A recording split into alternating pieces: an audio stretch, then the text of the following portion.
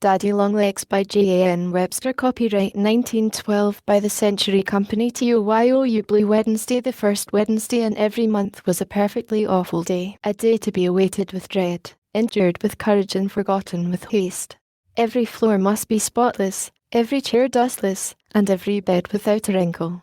97 squirming little orphans must be scrubbed and combed and buttoned into freshly starched ginghams, and all 97 reminded of their manners, and told to say, "Yes, sir," "No, sir," whenever a trustee spoke. It was a distressing time, and poor Jerusha Abbott, being the oldest orphan, had to bear the brunt of it. But this particular first Wednesday, like its predecessors, finally dragged itself to a close. Jerusha escaped from the pantry where she had been making sandwiches for the asylum's guests, and turned upstairs to accomplish her regular work. Her special care was room F, where 11 little tots, from 4 to 7, occupied 11 little cots set in a row. Jerusha assembled her charges, straightened their rumpled frocks, wiped their noses, and started them in an orderly and willing line towards the dining room to engage themselves for a blessed half-hour with bread and milk and prune pudding. Then she dropped down on the window seat and leaned throbbing temples against the cool glass. She had been on her feet since 5 that morning, doing everybody's bidding, scolded and hurried by a nervous matron. Mrs. Lippett, behind the scenes, did not always maintain the calm and pompous dignity with which she faced an audience of trustees and lady visitors. Jerusha gazed out across a broad stretch of frozen lawn, beyond the tall iron paling that marked the confines of the asylum, down undulating ridges sprinkled with country estates, to the spires of the village rising from the midst of bare trees. The day was ended quite successfully, so far as she knew. The trustees and the visiting committee had made their rounds, and read their reports, and drunk their tea, and now were hurrying home to their own cheerful firesides, to forget their bothersome little charges for another month. Jerusha leaned forward, watching with curiosity and a touch of wistfulness the stream of carriages and automobiles that rolled out of the asylum gates. In imagination she followed first one equipage, then another, to the big houses dotted along the hillside. She pictured herself in a fur coat and a velvet hat trimmed with feathers, leaning back in the seat and nonchalantly murmuring, "Home," to the driver. But on the doorsill of her home the picture grew blurred. Jerusha had an imagination, Mrs. Lippett told her, that would get her into trouble if she didn't take care, but keen as it was, it could not carry her beyond the front porch of the houses she would enter. Poor, eager, adventurous little Jerusha, in all her 17 years, had never stepped inside an ordinary house. She could not picture the daily routine of those other human beings who carried on their lives undiscommoded by orphans. "Jerusha, we bought your wanted in the office, and I think you'd better hurry up." Tommy Dillon, who had joined the choir, came singing up the stairs and down the corridor, his chant growing louder as he approached room F. Jerusha wrenched herself from the window and refaced the troubles of life. "Who wants me?" She cut into Tommy's chant with a note of sharp anxiety. "Mrs. Lippett in the office, and I think she's mad." "Amen," Tommy piously intoned, but his accent was not entirely malicious. Even the most hardened little orphan felt sympathy for an erring sister who was summoned to the office to face an annoyed matron, and Tommy liked Jerusha even if she did sometimes jerk him by the arm and nearly scrub his nose off. Jerusha went without comment, but with 2 parallel lines on her brow. What could have gone wrong, she wondered. Were the sandwiches not thin enough? Were there shells in the nut cakes? Had a lady visitor seen the hole in Susie Hawthorne's stocking? Had, oh horrors, one of the cherubic little babes in her own room F sauced a trustee? The long lower hall had not been lighted, and as she came downstairs, a last trustee stood, on the point of departure, in the open door that led to the porte-cochere. Jerusha caught only a fleeting impression of the man, and the impression consisted entirely of tanness. He was waving his arm towards an automobile waiting in the curved drive. As it sprang into motion and approached, head-on for an instant, the glaring headlights threw his shadow sharply against the wall inside. The shadow pictured grotesquely elongated legs and arms that ran along the floor and up the wall of the corridor. It looked, for all the world, like a huge, wavering daddy longlegs. Jerusha's anxious frown gave place to quick laughter. She was by nature a sunny soul, and had always snatched the tiniest excuse to be amused. If one could derive any sort of entertainment out of the oppressive fact of a trustee, it was something unexpected to the good. She advanced to the office quite cheered by the tiny episode, and presented a smiling face to Mrs. Lippett. To her surprise, the matron was also, if not exactly smiling, at least appreciably affable. She wore an expression almost as pleasant as the one she'd on for visitors. "Sit down, Jerusha. I have something to say to you." Jerusha dropped into the nearest chair and waited with a touch of breathlessness. An automobile flashed past the window. Mrs. Lippett glanced after it. "Did you notice the gentleman who has just gone?" "I saw his back. He is one of our most affluential trustees, and has given large sums of money towards the Asylum's support. I am not at liberty to mention his name. He expressly stipulated that he was to remain unknown." J-Rush's eyes widened slightly. She was not accustomed to being summoned to the office to discuss the eccentricities of trustees with a matron. "This gentleman has taken an interest in several of our boys. You remember Charles Benton and Henry Frouse? They were both sent through college by this trustee, and both have repaid with hard work and success the money that was so generously expended. Other payment the gentleman does not wish. Heretofore his philanthropies have been directed solely towards the boys. I have never been able to interest him in the slightest degree in any of the girls in the institution, no matter how deserving. He does not, I may tell you, care for girls." "No, ma'am," Jerusha murmured, since some reply seemed to be expected at this point.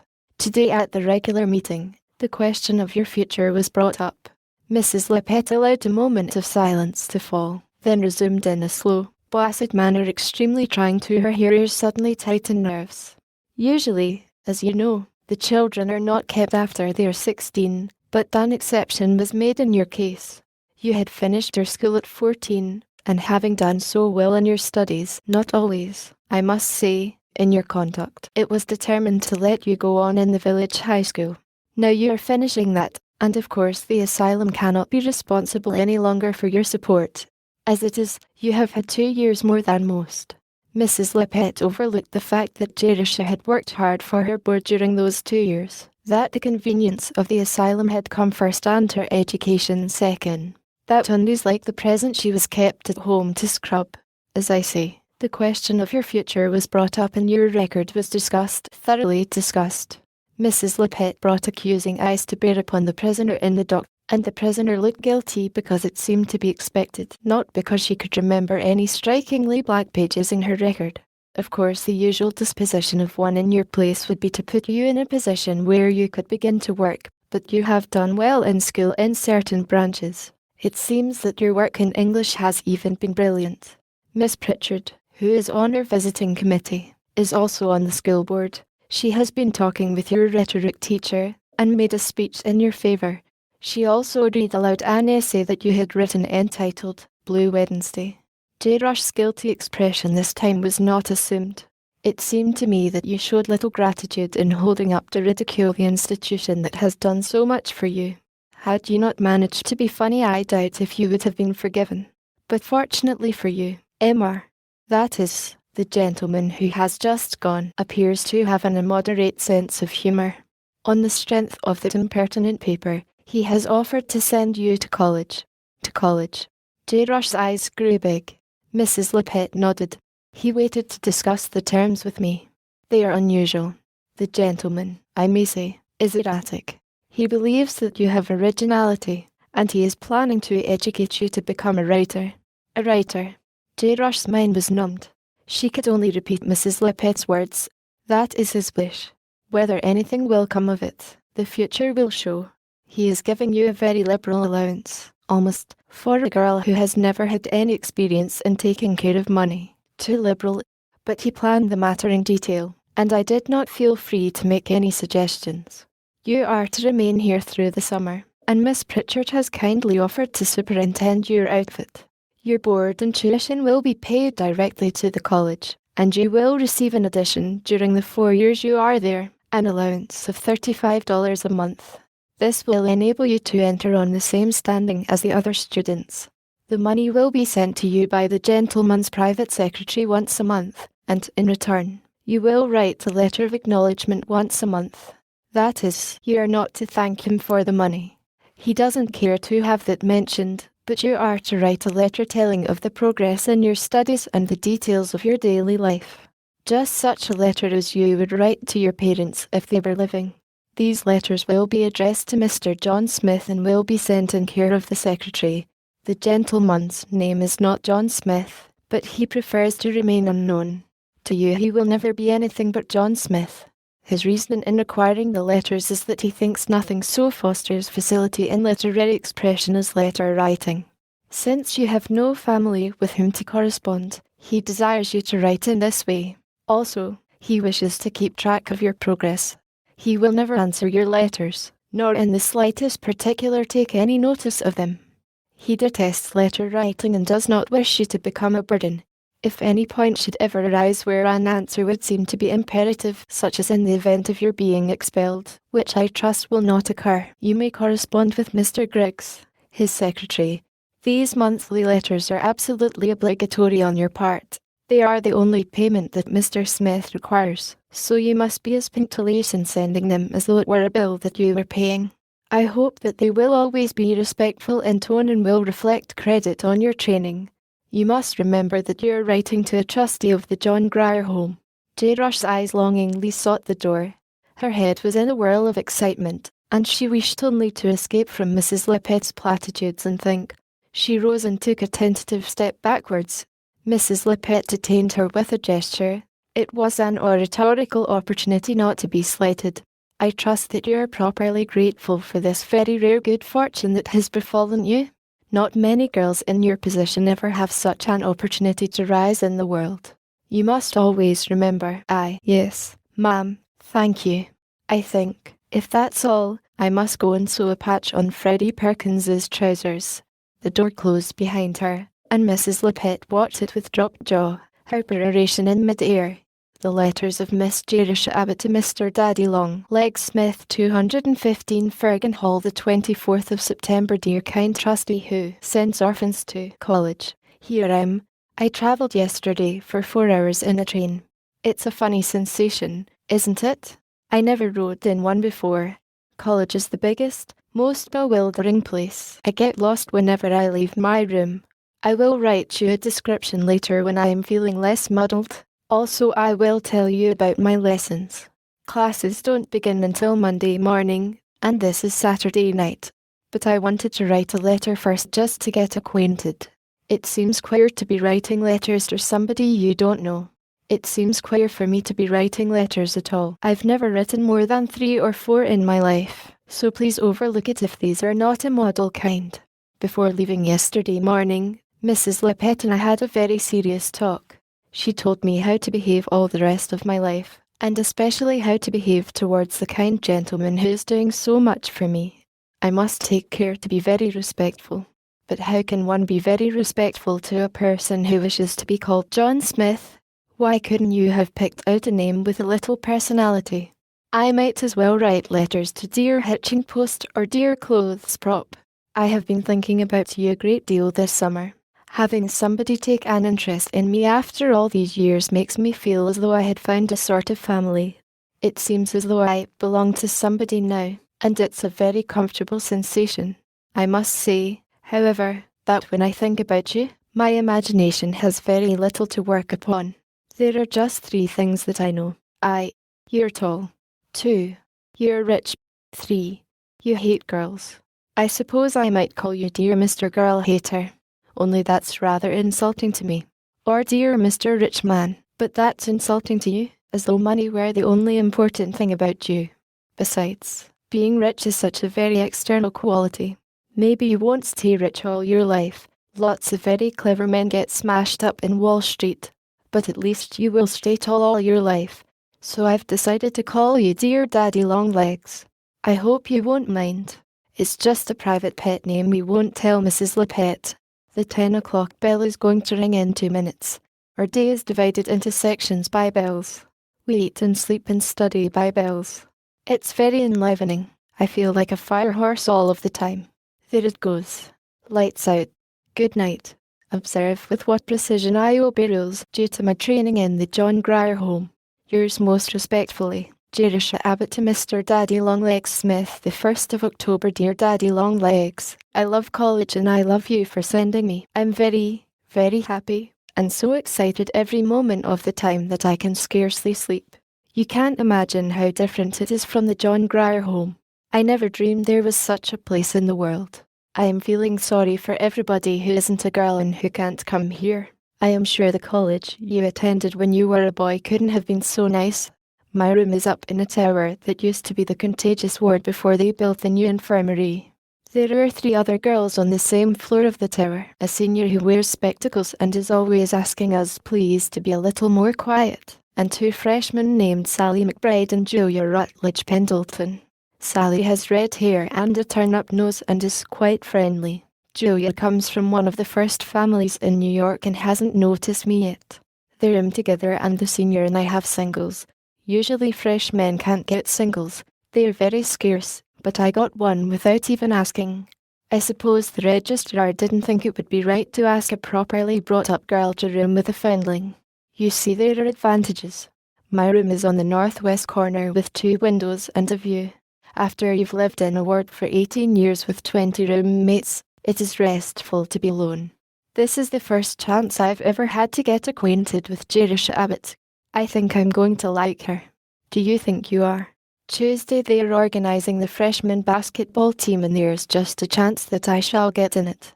I'm little of course, but terribly quick and wiry and tough. While the others are hopping about in the air, I can dodge under their feet and grab the ball. It's loads of fun practicing out in the athletic field in the afternoon with the trees all red and yellow and the air full of the smell of burning leaves, and everybody laughing and shouting. These are the happiest girls I ever saw, and I am the happiest of all. I meant to write a long letter and tell you all the things I'm learning. Mrs. Lippett said you wanted to know, but 7th hour has just rung, and in 10 minutes I'm due at the athletic field in gymnasium clothes. Don't you hope I'll get in the team? Yours always, Jerusha Abbott. P.S. 9 o'clock. Sally McBride just poked her head in at my door. This is what she said. I'm so homesick that I simply can't stand it. Do you feel that way? I smiled a little and said no. I thought I could pull through. At least homesickness is one disease that I've escaped. I never heard of anybody being asylum sick, did you? The 10th of October. Dear Daddy Longlegs, did you ever hear of Michelangelo? He was a famous artist who lived in Italy in the Middle Ages. Everybody in English literature seemed to know about him, and the whole class laughed because I thought he was an archangel. He sounds like an archangel, doesn't he? The trouble with college is that you're expected to know such a lot of things you've never learned. It's very embarrassing at times. But now, when the girls talk about things that I never heard of, I just keep still and look them up in the encyclopedia. I made an awful mistake the first day. Somebody mentioned Maurice Maeterlinck, and I asked if she was a freshman. That joke has gone all over college. But anyway, I'm just as bright in class as any of the others, and brighter than some of them. Do you care to know how I furnished my room? It's a symphony in brown and yellow. The wall was tinted buff, and I've bought yellow denim curtains and cushions and a mahogany desk, second-hand for $3. And a rattan chair and a brown rug with an ink spot in the middle. I stand the chair over the spot. The windows are up high. You can't look out from an ordinary seat. But I unscrewed the looking glass from the back of the bureau, upholstered the top and moved it up against the window. It's just the right height for a window seat. You pull out the drawers like steps and walk up. Very comfortable. Sally McBride helped me choose the things at the senior auction. She has lived in a house all her life and knows about furnishing.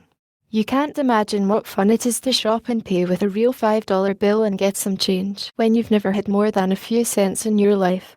I assure you, Daddy dear, I do appreciate that allowance. Sally is the most entertaining person in the world, and Julia Rutledge Pendleton the least so. It's queer what a mixture the registrar can make in the matter of roommates.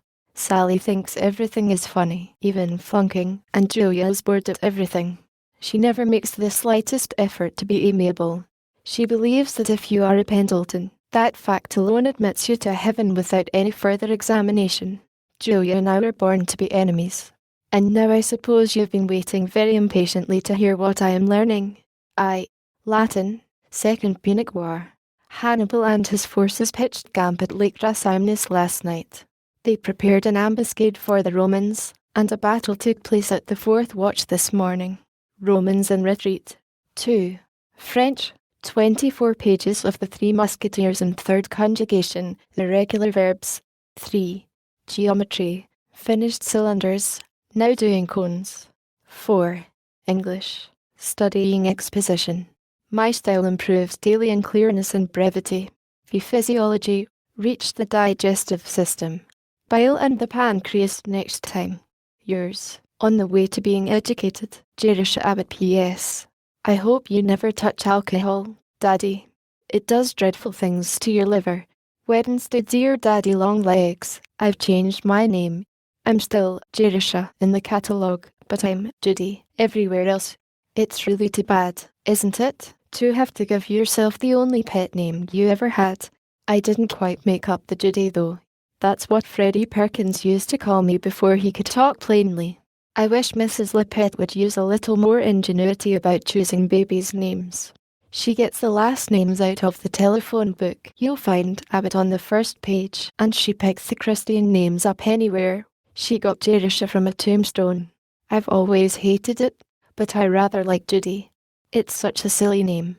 It belongs to the kind of girl I'm not, a sweet little blue-eyed thing, petted and spoiled by all the family, who romps her way through life without any cares. Wouldn't it be nice to be like that? Whatever faults I may have, no one can ever accuse me of having been spoiled by my family. But it's great fun to pretend I've been. In the future, please always address me as Judy. Do you want to know something? I have 3 pairs of kid gloves. I've had kid mittens before from the Christmas tree, but never real kid gloves with 5 fingers. I take them out and try them on every little while. It's all I can do not to wear them to classes. Dinner bell. Goodbye. Friday. What do you think, Daddy? The English instructor said that my last paper shows an unusual amount of originality. She did, truly. Those were her words. It doesn't seem possible, does it, considering the 18 years of training that I've had? The aim of the John Grier Home, as you doubtless know and heartily approve of, is to turn the 97 orphans into 97 twins. The unusual artistic ability which I exhibit was developed at an early age through drawing chalk pictures of Mrs. Lippett on the woodshed door. I hope that I don't hurt your feelings when I criticise the home of my youth, but you have the upper hand, you know, for if I become too impertinent, you can always stop payment of your checks. That isn't a very polite thing to say, but you can't expect me to have any manners. A foundling asylum isn't a young ladies' finishing school. You know, Daddy. It isn't the work that is going to be hard in college. It's the play. Half the time I don't know what the girls are talking about. Their jokes seem to relate to a past that everyone but me has shared. I'm a foreigner in the world and I don't understand the language. It's a miserable feeling. I've had it all my life. At the high school the girls would stand in groups and just look at me. I was quite indifferent and everybody knew it. I could FEEL John Grier Home written on my face. And then a few charitable ones would make a point of coming up and saying something polite. I hated every one of THEM, the charitable ones most of all. Nobody here knows that I was brought up in an asylum. I told Sally McBride that my mother and father were dead, and that a kind old gentleman was sending me to college, which is entirely true so far as it goes. I don't want you to think I am a coward, but I do want to be like the other girls. And the dreadful home looming over my childhood is the one great big difference. If I can turn my back on that and shut out the remembrance, I think I might be just as desirable as any other girl. I don't believe there's any real, underneath difference, do you? Anyway, Sally McBride likes me. Yours ever, Judy Abbott, nee Jerusha. Saturday morning. I've just been reading this letter over and it sounds pretty uncheerful. But can't you guess that I have a special topic due Monday morning and a review in geometry and a very sneezy cold? Sunday. I forgot to post this yesterday, so I will add an indignant postscript.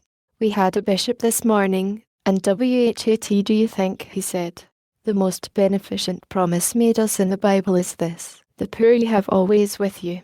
They were put here in order to keep us charitable. The poor, please observe, being a sort of useful domestic animal.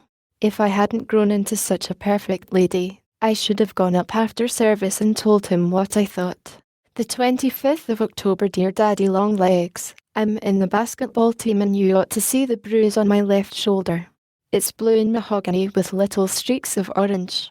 Julia Pendleton tried for the team, but she didn't get in. Hurry. You see what a mean disposition I have. College gets nicer and nicer. I like the girls and the teachers and the classes and the campus and the things to eat. We have ice cream twice a week and we never have cornmeal mush. You only wanted to hear from me once a month, didn't you? And I've been peppering you with letters every few days. But I've been so excited about all these new adventures that I must talk to somebody. And you're the only one I know. Please excuse my exuberance. I'll settle pretty soon. If my letters bore you, you can always toss them into the wastebasket. I promise not to write another till the middle of November. Yours most loquaciously, Judy Abbott. The 15th of November, dear Daddy Longlegs. Listen to what I've learned today. The area of the convex surface of the frustum of a regular pyramid is half the product of the sum of the perimeters of its bases by the altitude of either of its trapezoids. It doesn't sound true, but it is. I can prove it. You've never heard about my clothes, have you, Daddy? 6 dresses, all new and beautiful and bought for me, not handed down from somebody bigger. Perhaps you don't realize what a climax that marks in the career of an orphan. You gave them to me, and I am very, very much obliged. It's a fine thing to be educated, but nothing compared to the dizzying experience of owning 6 new dresses. Miss Pritchard, who is on the visiting committee, picked them out, not Mrs. Lippett, thank goodness. I have an evening dress, pink mull over silk. I'm perfectly beautiful in that, and a blue church dress, and a dinner dress of red veiling with oriental trimming, makes me look like a gypsy, and another of rose-coloured chalice, and a grey street suit, and an everyday dress for classes.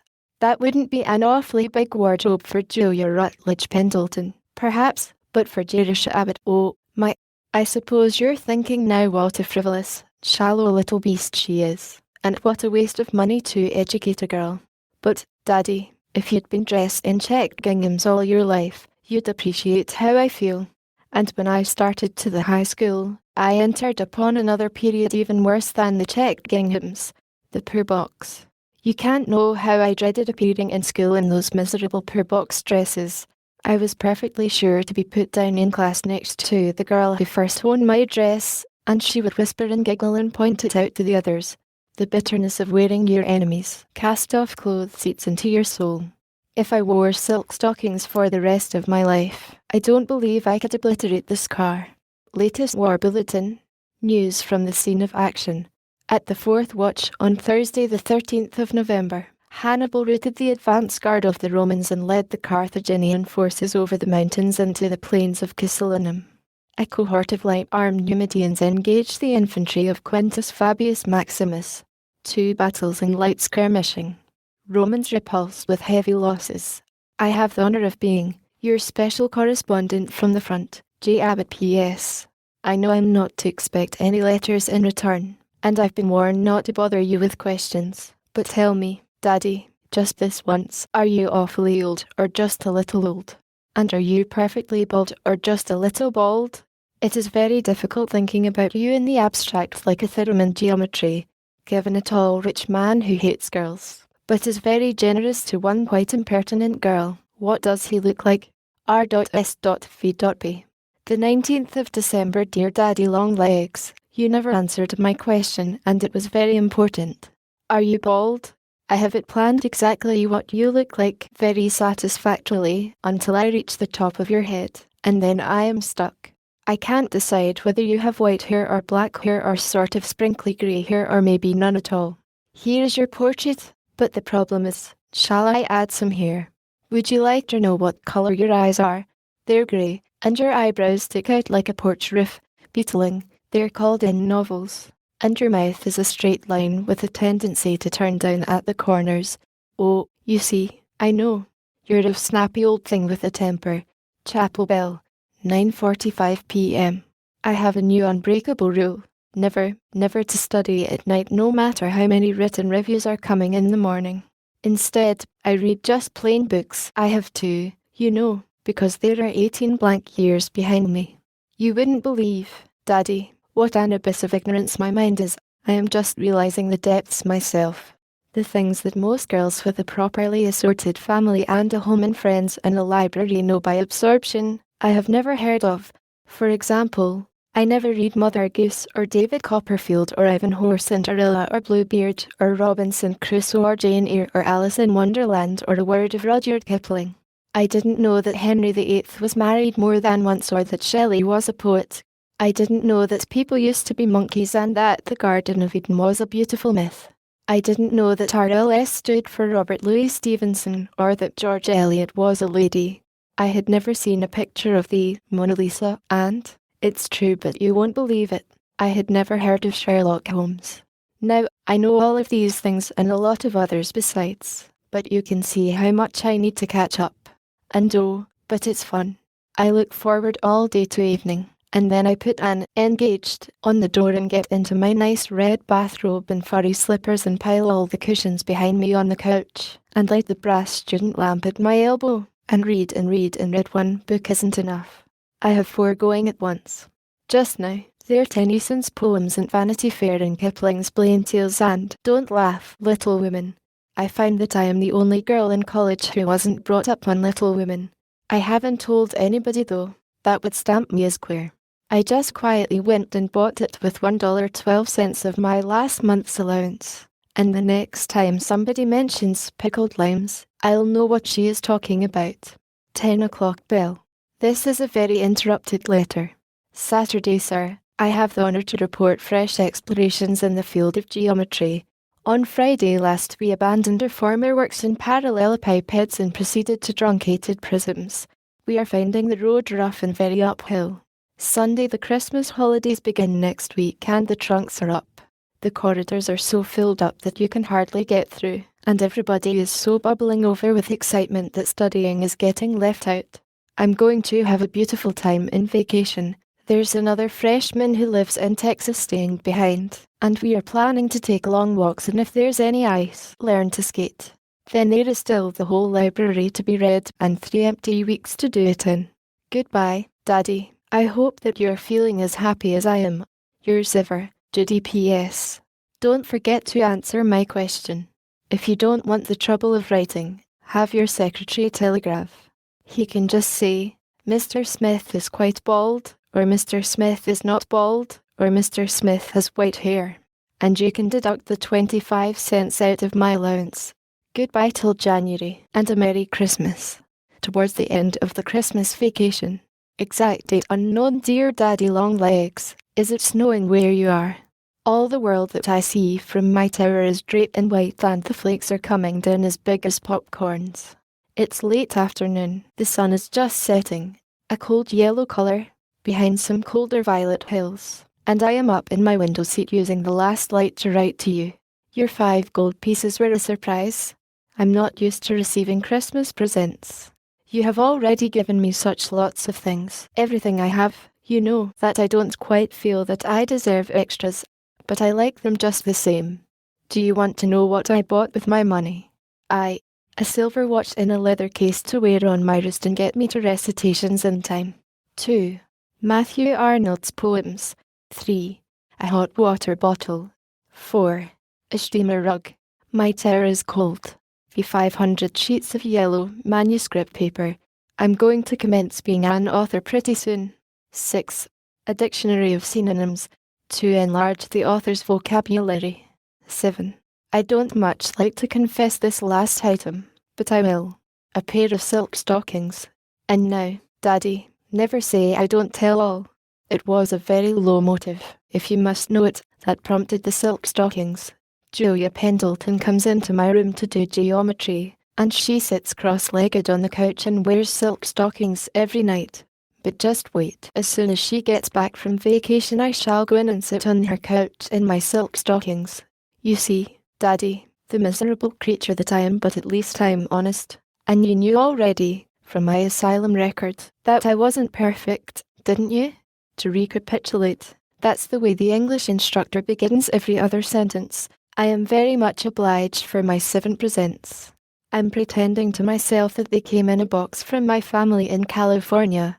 The watches from father, the rug from mother, the hot water bottle from grandmother who is always worrying for fear I shall catch cold in this climate, and the yellow paper from my little brother Harry. My sister Isabel gave me the silk stockings, and Aunt Susan the Matthew Arnold poems. Uncle Harry, little Harry is named after him, gave me the dictionary. He wanted to send chocolates, but I insisted on synonyms. You don't object, do you, to playing the part of a composite family? And now, shall I tell you about my vacation, or are you only interested in my education as such? I hope you appreciate the delicate shade of meaning in as such. It is the latest addition to my vocabulary. The girl from Texas is named Leonora Fenton. Almost as funny as Jerusha, isn't it? I like her, but not so much as Sally McBride. I shall never like anyone so much as Sally, except you. I must always like you the best of all, because you're my whole family rolled into one. Leonora and I and two sophomores have walked cross-country every pleasant day and explored the whole neighbourhood, dressed in short skirts and knit jackets and caps, and carrying shiny sticks to whack things with. Once we walked into town, 4 miles, and stopped at a restaurant where the college girls go for dinner. Broiled lobster, 35 cents. And for dessert, buckwheat cakes and maple syrup, 15 cents. Nourishing and cheap. It was such a lark, especially for me, because it was so awfully different from the asylum. I feel like an escaped convict every time I leave the campus. Before I thought, I started to tell the others what an experience I was having. The cat was almost out of the bag when I grabbed it by its tail and pulled it back. It's awfully hard for me not to tell everything I know. I'm a very confiding soul by nature. If I didn't have you to tell things to, I burst. We had a molasses candy pull last Friday evening, given by the house matron of Fergan to the left-behinds in the other halls. There were 22 of us all together, freshmen and sophomores and juniors and seniors all united in amicable accord. The kitchen is huge, with copper pots and kettles hanging in rows on the stone wall, the littlest casserole among them about the size of a wash boiler. 400 girls live in Fergan. The chef, in a white cap and apron, fetched out 22 other white caps and aprons. I can't imagine where he got so many, and we all turned ourselves into cooks. It was great fun, though I have seen better candy. When it was finally finished, and ourselves and the kitchen and the doorknobs all thoroughly sticky, we organised a procession and still in our caps and aprons, each carrying a big fork or spoon or frying pan. We marched through the empty corridors to the officers' parlour, where half a dozen professors and instructors were passing a tranquil evening. We serenaded them with college songs and offered refreshments. They accepted politely but dubiously. We left them sucking chunks of molasses candy, sticky and speechless. So you see, Daddy, my education progresses. Don't you really think that I ought to be an artist instead of an author? Vacation will be over in 2 days and I shall be glad to see the girls again.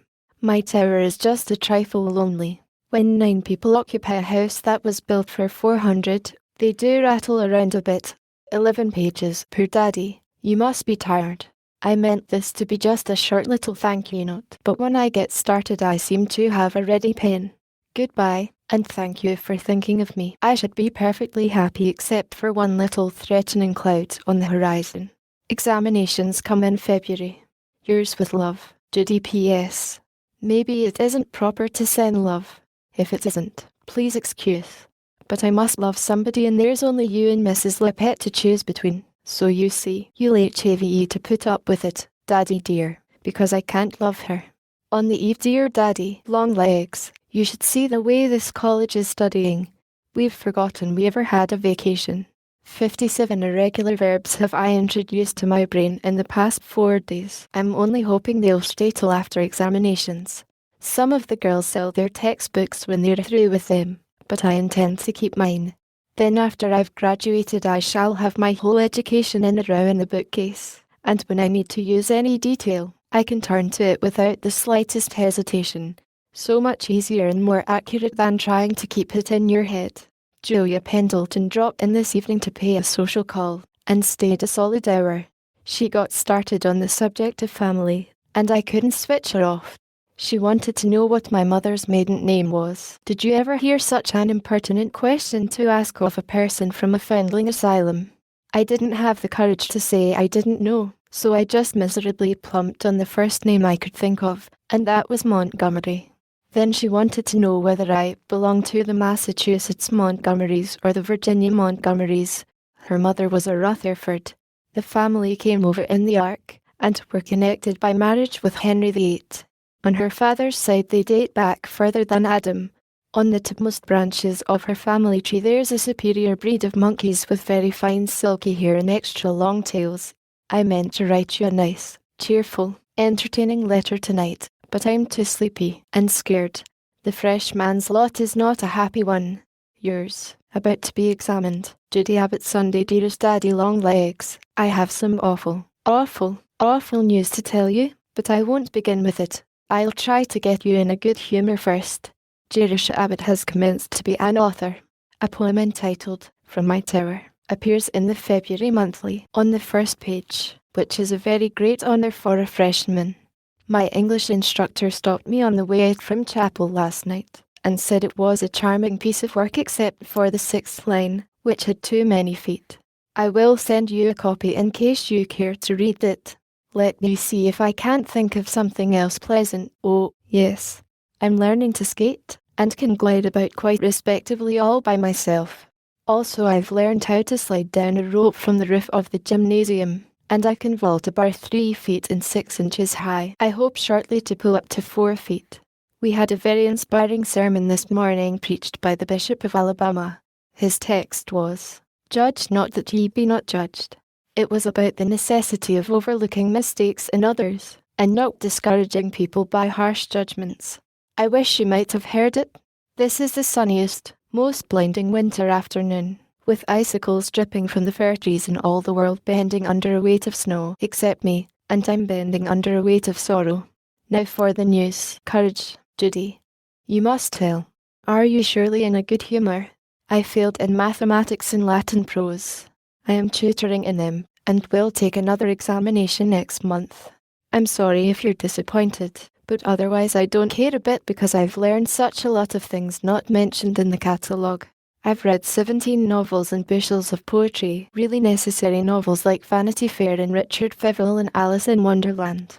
Also Emerson's essays and Lockhart's Life of Scotland, the first volume of Gibbon's Roman Empire and half of Benvenuto Cellini's life. Wasn't he entertaining? He used to saunter out and casually kill a man before breakfast. So you see, Daddy, I'm much more intelligent than if I'd just stuck to Latin. Will you forgive me this once if I promise never to fail again? Yours in sackcloth, Judy. Dear Daddy Longlegs, this is an extra letter in the middle of the month because I'm rather lonely tonight. It's awfully stormy. All the lights are out on the campus, but I drank black coffee and I can't go to sleep. I had a supper party this evening consisting of Sally and Julia and Leonora Fenton, and sardines and toasted muffins and salad and fudge and coffee. Julia said she'd had a good time, but Sally stayed to help wash the dishes. I might, very usefully, put some time on Latin tonight, but there's no doubt about it. I'm a very languid Latin scholar. We've finished Livy and De Senectute and are now engaged with De Amicitia, pronounced Amicitia. Should you mind, just for a little while, pretending you're my grandmother? Sally has one and Julia and Leonora each 2, and they were all comparing them tonight. I can't think of anything I'd rather have. It's such a respectable relationship. So, if you really don't object, when I went into town yesterday, I saw the sweetest cap of Cluny lace trimmed with lavender ribbon. I am going to make you a present of it on your 83rd birthday.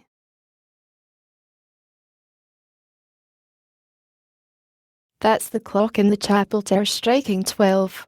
I believe I'm sleepy after all. Good night, Granny. I love you dearly. Judy. The Ides of March. Dear D. L. I am studying Latin prose composition. I have been studying it. I shall be studying it. I shall be about to have been studying it. My re-examination comes the 7th next Tuesday, and I am going to pass or be UST. So you may expect to hear from me next, whole and happy and free from conditions, or in fragments. I will write a respectable letter when it's over. Tonight I have a pressing engagement with the ablative absolute. Yours. In evident haste, J.A. the 26th of March, Mr. D. L. L. Smith, S.I.R. You never answer any questions. You never show the slightest interest in anything I do. You are probably the horridest one of all those horrid trustees, and the reason you are educating me is not because you care a bit about me, but from a sense of duty. I don't know a single thing about you. I don't even know your name. It is very uninspiring writing to a thing. I haven't a doubt but that you throw my letters into the wastebasket without reading them. Hereafter I shall write only about work. My re-examinations in Latin and geometry came last week. I passed them both and am now free from conditions. Yours truly, Jerusha Abbott, the 2nd of April. Dear Daddy Longlegs, I am a beast. Please forget about that dreadful letter I sent you last week. I was feeling terribly lonely and miserable and sore-throaty the night I wrote. I didn't know it, but I was just sickening for tonsillitis and grippe and lots of things mixed. I'm in the infirmary now, and have been here for 6 days. This is the first time they would let me sit up and have a pen and paper. The head nurse is very bossy. But I've been thinking about it all the time and I shan't get well until you forgive me. Here is a picture of the way I look, with a bandage tied around my head in rabbit's ears. Doesn't that arouse your sympathy? I am having sublingual gland swelling, and I've been studying physiology all the year without ever hearing of sublingual glands. How futile a thing is education. I can't write any more. I get rather shaky when I sit up too long. Please forgive me for being impertinent and ungrateful. I was badly brought up. Yours with love, Judy Abbott. The Infirmary, the 4th of April. Dearest Daddy Longlegs, yesterday evening just towards dark, when I was sitting up in bed looking out at the rain and feeling awfully bored with life in a great institution, the nurse appeared with a long white box addressed to me, and filled with the loveliest pink rosebuds. And much nicer still, it contained a card with a very polite message written in a funny little uphill backhand, but one which shows a great deal of character. Thank you, Daddy, 1,000 times. Your flowers make the first real, true present I ever received in my life. If you want to know what a baby I am, I lay down and cried because I was so happy. Now that I am sure you read my letters, I'll make them much more interesting, so they'll be worth keeping in a safe with red tape around them. Only please take out the dreadful one and burn it up. I'd hate to think that you ever read it over. Thank you for making a very sick, cross, miserable freshman cheerful. Probably you have lots of loving family and friends, and you don't know what it feels like to be alone. But I do. Goodbye. I'll promise never to be horrid again, because now I know you're a real person. Also, I'll promise never to bother you with any more questions. Do you still hate girls? Yours forever, Judy 8th hour. Monday. Dear Daddy Longlegs, I hope you aren't the trustee who sat on the toad. It went off, I was told, with quite a pop, so probably he was a fatter trustee. Do you remember the little dugout places with gratings over them by the laundry windows in the John Grier home? Every spring when the hop toad season opened, we used to form a collection of toads and keep them in those window holes, and occasionally they would spill over into the laundry, causing a very pleasurable commotion on wash days. We were severely punished for our activities in this direction, but in spite of all discouragement the toads would collect. And one day, well, I won't bore you with particulars, but somehow, one of the fattest, biggest, juiciest toads got into one of those big leather armchairs in the trustees' room, and that afternoon at the trustees' meeting, but I dare say you were there and recall the rest. Looking back dispassionately after a period of time, I will say that punishment was merited, and, if I remember rightly, adequate. I don't know why I am in such a reminiscent mood, except that spring and the reappearance of toads always awakens the old acquisitive instinct. The only thing that keeps me from starting a collection is the fact that no rule exists against it. After chapel, Thursday. What do you think is my favourite book? Just now, I change every 3 days. Wuthering Heights. Emily Bronte was quite young when she wrote it, and had never been outside of Haworth churchyard. She had never known any men in her life. How could she imagine a man like Heathcliff? I couldn't do it, and I'm quite young and never outside the John Grier Asylum. I've had every chance in the world. Sometimes a dreadful fear comes over me that I'm not a genius. Will you be awfully disappointed, Daddy, if I don't turn out to be a great author. In the spring when everything is so beautiful and green and budding, I feel like turning my back on lessons and running away to play with the weather. There are such lots of adventures out in the fields. It's much more entertaining to live books than to write them. Oh. That was a shriek which brought Sally and Julia and, for a disgusted moment, the senior from across the hall. It was caused by a centipede like this, only worse.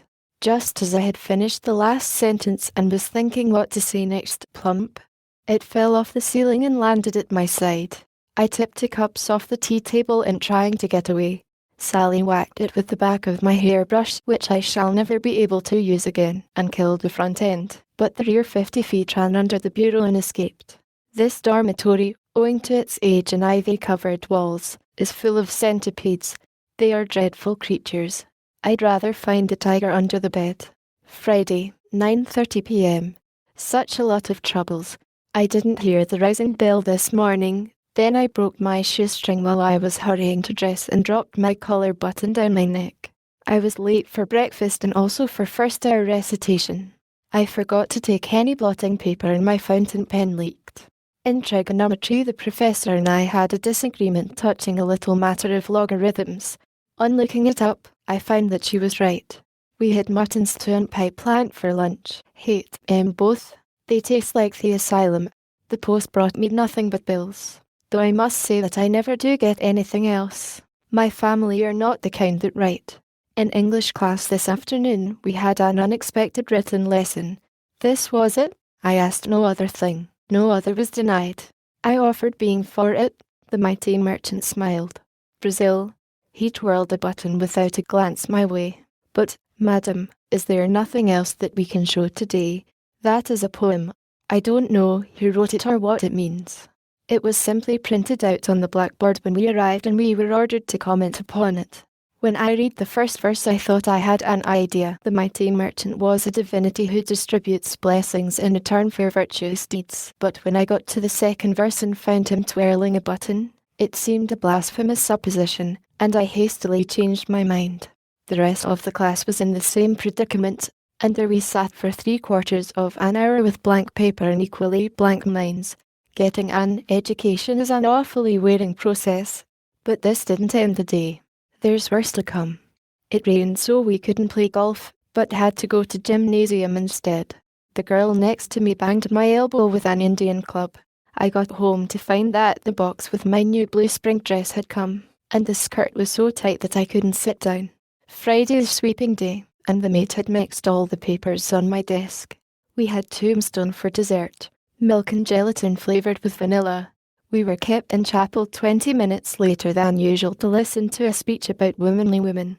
And then, just as I was settling down with a sigh of well-earned relief to the portrait of a lady, a girl named Ackerley, a dough-faced, deadly, unintermittently stupid girl, who sits next to me in Latin because her name begins with a. I wish Mrs. Lippett had named me Zabriskie. Came to ask if Monday's lesson commenced at paragraph 69 or 70, and stayed ONEHOUR. She has just gone. Did you ever hear of such a discouraging series of events? It isn't the big troubles in life that require character. Anybody can rise to a crisis and face a crushing tragedy with courage, but to meet the petty hazards of the day with a laugh, I really think that requires spirit. It's the kind of character that I am going to develop. I am going to pretend that all life is just a game which I must play as skillfully and fairly as I can. If I lose, I am going to shrug my shoulders and laugh. Also if I win. Anyway, I am going to be a sport. You will never hear me complain again, Daddy dear, because Julia wears silk stockings and centipedes drop off the wall. Yours ever, Judy Anderson. The 27th of May, Daddy Longlegs, Esquire DEAR, sir. I am in receipt of a letter from Mrs. Lippett. She hopes that I am doing well in deportment and studies. Since I probably have no place to go this summer, she will let me come back to the asylum and work for my board until college opens. I hate the John Grier home. I'd rather die than go back. Yours most truthfully, Jerish Abbotshire Daddy Jams Launches, Vous êtes un brick. Je suis très heureux about the farm. Parce que je n'ai jamais been on a farm dans ma vie and I'd hate to return her chest John Grier. A wash dishes out late. There would be danger of quilt Josephers happening. Parsk Jaipur do my humalite doubt or foy Jaipur that I would just break out quilt jure smash every cup and sauce or dans la maison. Pardon brevité paper. Je n'ai plus pas sem des nouvelles parce que je suis dans French class et Jaipur que monsieur le professeur is going to call on me tout de suite. He did. Au revoir. Je vous aime beaucoup. Today the 30th of May. Dear Daddy Longlegs, did you ever see this campus? That is merely a rhetorical question. Don't let it annoy you. It is a heavenly spot in May. All the shrubs are in blossom and the trees are the loveliest young green. Even the old pines look fresh and new. The grass is dotted with yellow dandelions and hundreds of girls in blue and white and pink dresses. Everybody is joyous and carefree, for vacation's coming, and with that to look forward to. Examinations don't count. Isn't that a happy frame of mind to be in? And oh, Daddy, I'm the happiest of all, because I'm not in the asylum anymore, and I'm not anybody's nursemaid or typewriter or bookkeeper. I should have been, you know, except for you. I'm sorry now for all my past badnesses. I'm sorry I was ever impertinent to Mrs. Lippett. I'm sorry I ever slapped Freddie Perkins. I'm sorry I ever filled the sugar bowl with salt. I'm sorry I ever made faces behind the trustees' backs.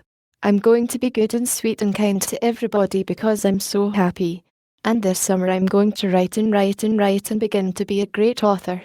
Isn't that an exalted stand to take? Oh, I'm developing a beautiful character. It drips a bit under cold and frost, but it does grow fast when the sun shines. That's the way with everybody. I don't agree with the theory that adversity and sorrow and disappointment develop moral strength. The happy people are the ones who are bubbling over with kindliness. I have no faith in misanthropes. Fine word. Just learned it. You're not a misanthrope, are you, Daddy? I started to tell you about the campus. I wish you'd come for a little visit and let me walk you about and say, that is the library. This is the gas plant, Daddy dear. The Gothic building on your left is the gymnasium, and the Tudor Romanesque beside it is the new infirmary. Oh, I'm fine at showing people about. I've done it all my life at the asylum, and I've been doing it all day here. I have honestly. And a man, too. That's a great experience. I never talked to a man before, except occasional trustees, and they don't count. Pardon, Daddy, I don't mean to hurt your feelings when I abuse trustees. I don't consider that you really belong among them. You just tumbled onto the board by chance. The trustee, as such, is fat and pompous and benevolent. He pats one on the head and wears a gold watch chain. That looks like a June bug, but is meant to be a portrait of any trustee except you. However, to resume, I have been walking and talking and having tea with a man, and with a very superior man, with Mr. Jervis Pendleton of the House of Julia, her uncle. In short, in long, perhaps I ought to say, he's as tall as you. Being in town on business, he decided to run out to the college and call on his niece. He's her father's youngest brother, but she doesn't know him very intimately. It seems he glanced at her when she was a baby, decided he didn't like her, and has never noticed her since. Anyway, there he was, sitting in the reception room very proper with his hat and stick and gloves beside him, and Julia and Sally with seventh-hour recitations that they couldn't cut. So Julia dashed into my room and begged me to walk him about the campus and then deliver him to her when the seventh hour was over. I said I would, obligingly but unenthusiastically, because I don't care much for Pendletons. But he turned out to be a sweet lamb. He's a real human being, not a Pendleton at all. We had a beautiful time. I've longed for an uncle ever since. Do you mind pretending you're my uncle? I believe they're superior to grandmothers. Mr. Pendleton reminded me a little of you, Daddy, as you were 20 years ago. You see, I know you intimately, even if we haven't ever met. He's tall and thinnish with a dark face all over lines, and the funniest underneath smile that never quite comes through but just wrinkles up the corners of his mouth. And he has a way of making you feel right off as though you'd known him a long time. He's very companionable. We walked all over the campus from the quadrangle to the athletic grounds. Then he said he felt weak and must have some tea. He proposed that we go to college and it's just off the campus by the Pine Walk. I said we ought to go back for Julia and Sally, but he said he didn't like to have his nieces drink too much tea. It made them nervous. So we just ran away and had tea and muffins and marmalade and ice cream and cake at a nice little table out on the balcony. The inn was quite conveniently empty, this being the end of the month and allowances low. We had the jolliest time, but he had to run for his train the minute he got back and he barely saw Julia at all. She was furious with me for taking him off. It seems he's an unusually rich and desirable uncle. It relieved my mind to find he was rich, for the tea and things cost 60 cents apiece. This morning, it's Monday now, 3 boxes of chocolates came by express for Julia and Sally and me. What do you think of that? To be getting candy from a man. I begin to feel like a girl instead of a foundling. I wish you'd come and have tea someday and let me see if I like you. But wouldn't it be dreadful if I didn't? However, I know I should. Bean. I make you my compliments. Jamaica Toblirai. Judy P.S. I looked in the glass this morning and found a perfectly new dimple that I'd never seen before. It's very curious. Where do you suppose it came from? The 9th of June, dear Daddy Longlegs. Happy day. I've just finished my last examination physiology. And now, 3 months on a farm. I don't know what kind of a thing a farm is. I've never been on one in my life. I've never even looked at one, except from the car window. But I know I'm going to love it, and I'm going to love being free. I am not used even yet to being outside the John Grier home. Whenever I think of his excited little thrills chase up and down my back, I feel as though I must run faster and faster and keep looking over my shoulder to make sure that Mrs. Lippett isn't after me with her arms stretched out to grab me back. I don't have to mind anyone this summer, do I? Your nominal authority doesn't annoy me in the least. You're too far away to do any harm. Mrs. Lippett is dead forever, so far as I am concerned, and the Semples aren't expected to overlook my moral welfare, are they? No, I am sure not. I am entirely grown up. Hurry. I leave you now to pack a trunk, and 3 boxes of tea kettles and dishes and sofa cushions and books. Yours ever, Judy P.S. Here is my physiology exam. Do you think you could have passed? LOCK Willow FARM. Saturday night, dearest Daddy Longlegs. I've only just come and I'm not unpacked, but I can't wait to tell you how much I like farms. This is a heavenly spot. The house is square like this. And OLD, 100 years or so. It has a veranda on the side which I can't draw and a sweet porch in front. The picture really doesn't do it justice. Those things that look like feather dusters are maple trees, and the prickly ones that border the drive are murmuring pines and hemlocks. It stands on the top of a hill and looks way off over miles of green meadows to another line of hills. That is the way Connecticut goes, in a series of Marcel waves. And Lock Willow Farm is just on the crest of one wave. The barns used to be across the road where they obstructed the view, but a kind flash of lightning came from heaven and burnt them down. The people are Mr. and Mrs. Semple and a hired girl and 2 hired men. The hired people eat in the kitchen, and the Semples and Judy in the dining room. We had ham and eggs and biscuits and honey and jelly cake and pie and pickles and cheese and tea for supper, and a great deal of conversation. I have never been so entertaining in my life. Everything I say appears to be funny. I suppose it is because I've never been in the country before, and my questions are backed by an all-inclusive ignorance. The room marked with a cross is not where the murder was committed, but the one that I occupy. It's big and square and empty, with adorable old-fashioned furniture and windows that have to be propped up on sticks and green shades trimmed with gold that fall down if you touch them. And a big square mahogany table. I'm going to spend the summer with my elbows spread out on it, writing a novel. Oh, Daddy, I'm so excited. I can't wait till daylight to explore. It's 8:30 now, and I am about to blow out my candle and try to go to sleep. We rise at 5. Did you ever know such fun? I can't believe this is really Judy. You and the good Lord give me more than I deserve. I must be a very good person to pay. I'm going to be. You'll see. Good night. Judy P.S. You should hear the frogs sing and the little pig squeal, and you should see the new moon. I saw it over my right shoulder.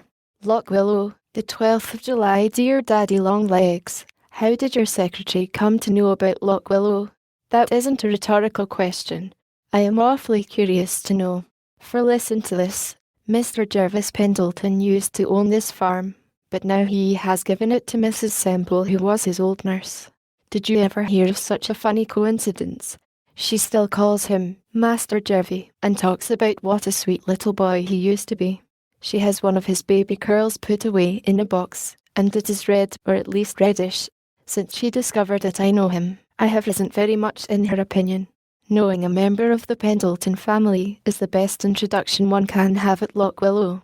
And the cream of the whole family is Master Jervis. I am pleased to say that Julia belongs to an inferior branch. The farm gets more and more entertaining. I rode on a hay wagon yesterday. We have 3 big pigs and 9 little piglets, and you should see them eat. They are pigs. We've oceans of little baby chickens and ducks and turkeys and guinea fowls. You must be mad to live in a city when you might live on a farm. It is my daily business to hunt the eggs. I fell off a beam in the barn loft yesterday, while I was trying to crawl over to a nest that the black hen has stolen. And when I came in with a scratch knee, Mrs. Semple bound it up with witch hazel, murmuring all the time, "Dear, dear." It seems only yesterday that Master Jervy fell off that very same beam and scratched this very same knee. The scenery around here is perfectly beautiful. There's a valley and a river and a lot of wooded hills, and way in the distance a tall blue mountain that simply melts in your mouth. We churn twice a week, and we keep the cream in the spring house, which is made of stone with the brick running underneath. Some of the farmers around here have a separator, but we don't care for these new-fashioned ideas. It may be a little harder to separate the cream in pans, but it's sufficiently better to pay. We have 6 calves, and I have chosen the names for all of them. 1. Sylvia, because she was born in the woods. 2. Lesbia, after the Lesbia in Catullus. 3. Sally. 4. Julia, a spotted, nondescript animal. 5. Judy, after me. 6. Daddy Longlegs. You don't mind, do you, Daddy? He's pure Jersey and has a sweet disposition. He looks like this. You can see how appropriate the name is. I haven't had time yet to begin my immortal novel. The farm keeps me too busy. Yours always, Judy. P.S. I've learned to make donuts. P.S. 2. If you are thinking of raising chickens, let me recommend Buff Orpingtons. They haven't any pin feathers. P.S. 3. I wish I could send you a pat of the nice, fresh butter I churned yesterday. I'm a fine dairy maid. P.S. 4. This is a picture of Miss Jerusha Abbott, the future great author, driving home the cows. Sunday, dear Daddy Longlegs, isn't it funny? I started to write to you yesterday afternoon, but as far as I got was the heading, Dear Daddy Longlegs, and then I remembered I'd promised to pick some blackberries for supper, so I went off and left the sheet lying on the table. And when I came back today, what do you think I found sitting in the middle of the page? A real true Daddy Longlegs. I picked him up very gently by one leg and dropped him out of the window. I wouldn't hurt one of them for the world. They always remind me of you. We hitched up the spring wagon this morning and drove to the centre to church. It's a sweet little white frame church with a spire on 3 Doric columns in front. Or maybe Ionic, I always get them mixed. A nice sleepy sermon with everybody drowsily waving palm leaf fans. And the only sound, aside from the minister, the buzzing of locusts in the trees outside. I didn't wake up till I found myself on my feet singing the hymn, and then I was awfully sorry I hadn't listened to the sermon. I should like to know more of the psychology of a man who would pick out such a hymn. This was it? Come, leave your sports and earthly toys and join me in celestial joys. Or else, dear friend, a long farewell. I leave you now to sink to hell.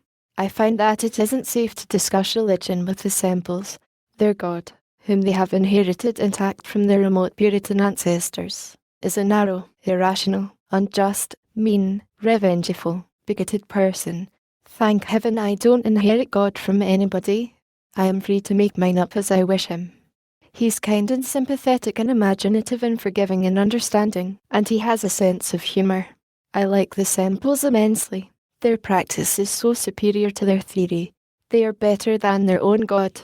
I told them so, and they are horribly troubled. They think I am blasphemous, and I think they are. We've dropped theology from our conversation. This is Sunday afternoon.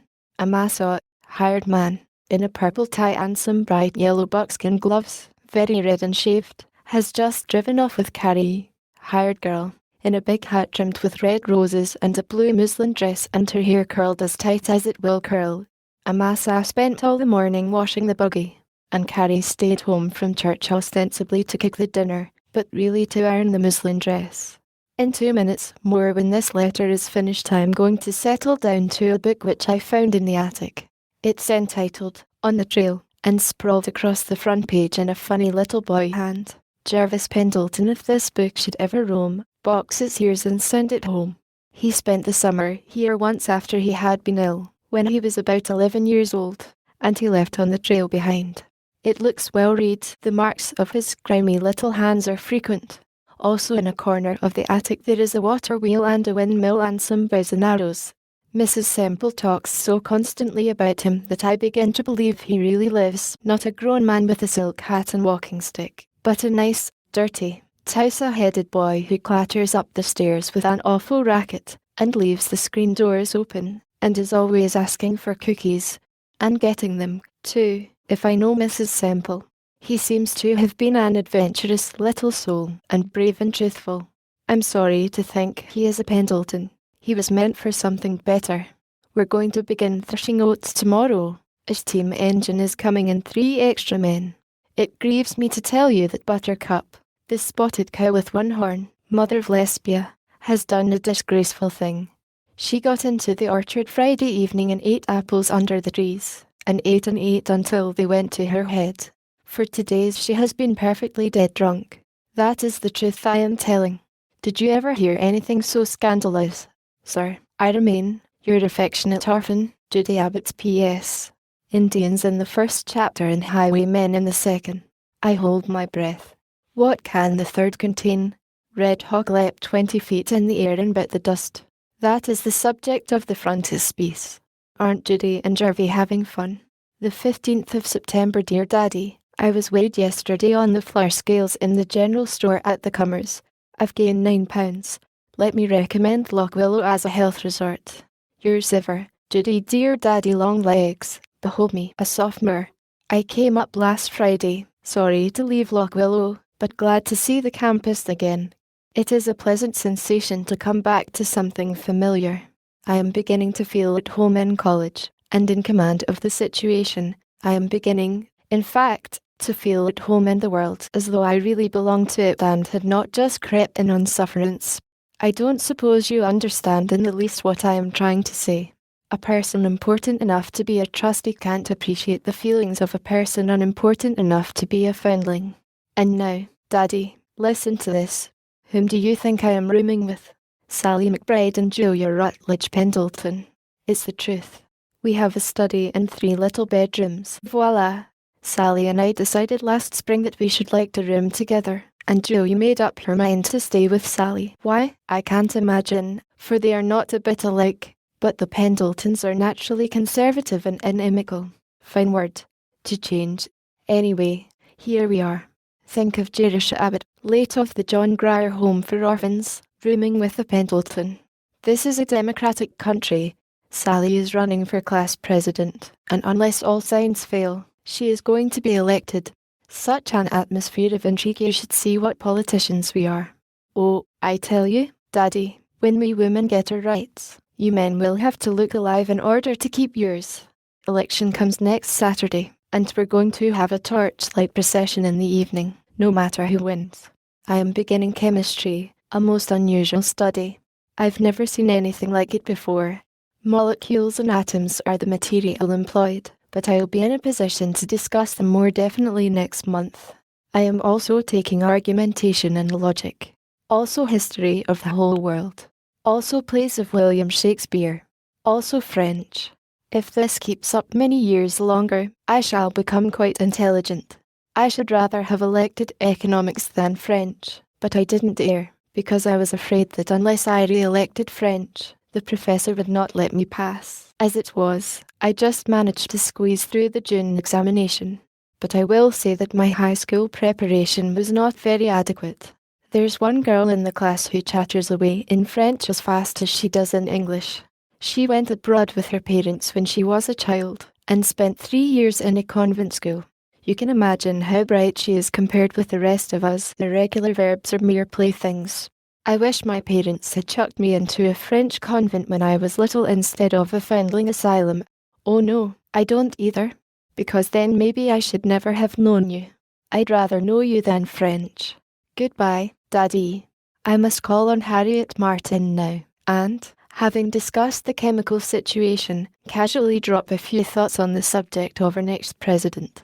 Yours in politics, J. Abbott, the 17th of October. Dear Daddy Longlegs, supposing the swimming tank in the gymnasium were filled full of lemon jelly, could a person trying to swim manage to keep on top, or would he sink?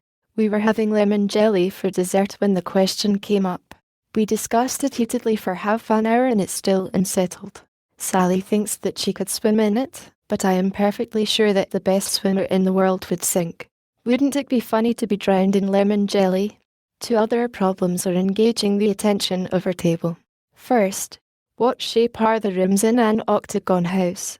Some of the girls insist that they're square, but I think they'd have to be shaped like a piece of pie. Don't you? Second, suppose there were a great big hollow sphere made of looking glass and you were sitting inside. Where would it stop reflecting your face and begin reflecting your back? The more one thinks about this problem, the more puzzling it becomes. You can see with what deep philosophical reflection we engage our leisure. Did I ever tell you about the election? It happened 3 weeks ago, but so fast do we live, that 3 weeks is ancient history. Sally was elected, and we had a torchlight parade with transparencies saying, McBride forever, and a band consisting of 14 pieces, 3 mouth organs and 11 combs. We're very important persons, now in 258. Julia and I come in for a great deal of reflected glory. It's quite a social strain to be living in the same house with a president. Bonne nuit, cher Daddy. Accept mes compliments. Tears respect to oh, Jesus. Votre Judy, the 12th of November. Dear Daddy Longlegs, we beat the freshmen at basketball yesterday. Of course we're pleased, but oh, if we could only beat the juniors. I'd be willing to be black and blue all over and stay in bed a week in a witch hazel compress. Sally has invited me to spend the Christmas vacation with her. She lives in Worcester, Massachusetts. Wasn't it nice of her? I shall love to go. I've never been in a private family in my life, except at Loch Willow, and the Semples were grown up and old and don't count. But the McBrides have a house full of children, anyway 2 or 3, and a mother and father and grandmother, and an Angora cat. It's a perfectly complete family. Packing your trunk and going away is more fun than staying behind. I am terribly excited at the prospect. 7th hour, I must run to rehearsal. I'm to be in the Thanksgiving theatricals. A prince in a tower with a velvet tunic and yellow curls. Isn't that a lark? Yours, J.A. Saturday. Do you want to know what I look like? Here's a photograph of all 3 that Leonora Fenton took. The light one who is laughing is Sally, and the tall one with her nose in the air is Julia, and the little one with the hair blowing across her face is Judy. She is really more beautiful than that, but the sun was in her eyes. Stone Gate, Worcester, Mass. The 31st of December. Dear Daddy Longlegs, I meant to write to you before and thank you for your Christmas check, but life in the McBride household is very absorbing, and I don't seem able to find 2 consecutive minutes to spend at a desk. I bought a new gown, one that I didn't need, but just wanted. My Christmas present this year is from Daddy Longlegs. My family just sent love. I've been having the most beautiful vacation visiting Sally. She lives in a big old-fashioned brick house with white trimmings set back from the street. Exactly the kind of house that I used to look at so curiously when I was in the John Grier home, and wonder what it could be like inside. I never expected to see with my own eyes, but here I am. Everything is so comfortable and restful and homelike. I walk from room to room and drink in the furnishings. It is the most perfect house for children to be brought up in, with shadowy nooks for hide and seek, and open fireplaces for popcorn, and an attic to romp in on rainy days and slippery banisters with a comfortable flat knob at the bottom, and a great big sunny kitchen, and a nice, fat, sunny cook who has lived in the family 13 years and always saves out a piece of dough for the children to bake. Just the sight of such a house makes you want to be a child all over again. And as for families, I never dreamed they could be so nice. Sally has a father and mother and grandmother, and the sweetest 3-year-old baby sister all over curls, and a medium-sized brother who always forgets to wipe his feet, and a big, good-looking brother named Jimmy, who is a junior at Princeton. We have the jolliest times at the table. Everybody laughs and jokes and talks at once, and we don't have to say grace beforehand. It's a relief not having to thank somebody for every mouthful you eat. I dare say I'm blasphemous, but you'd be, too, if you'd offered as much obligatory thanks as I have. Such a lot of things we've done, I can't begin to tell you about them. Mr. McBride owns a factory, and Christmas Eve he had a tree for the employees' children. It was in the long packing room, which was decorated with evergreens and holly. Jimmy McBride was dressed as Santa Claus, and Sally and I helped him distribute the presents. Dear me, Daddy, but it was a funny sensation. I felt as benevolent as a trustee of the John Grier Home. I kissed one sweet, sticky little boy, but I don't think I patted any of them on the head. And 2 days after Christmas, they gave a dance at their own house for me. It was the first really true ball I ever attended. College doesn't count where we dance with girls. I had a new white evening gown, your Christmas present, many thanks, and long white gloves and white satin slippers. The only drawback to my perfect, utter, absolute happiness was the fact that Mrs. Lippett couldn't see me leading the cotillion with Jimmy McBride. Tell her about it, please, the next time you visit the JGH. Yours ever, Judy Abbott. P.S. Would you be terribly displeased, Daddy, if I didn't turn out to be a great author after all, but just a plain girl? 6.30 Saturday. Dear Daddy, we started to walk to town today, but mercy, how it poured. I like winter to be winter with snow instead of rain. Julia's desirable uncle called again this afternoon and brought a £5 box of chocolates. There are advantages, you see, about rooming with Julia. Our innocent prattle appeared to amuse him, and he waited for a later train in order to take tea in the study.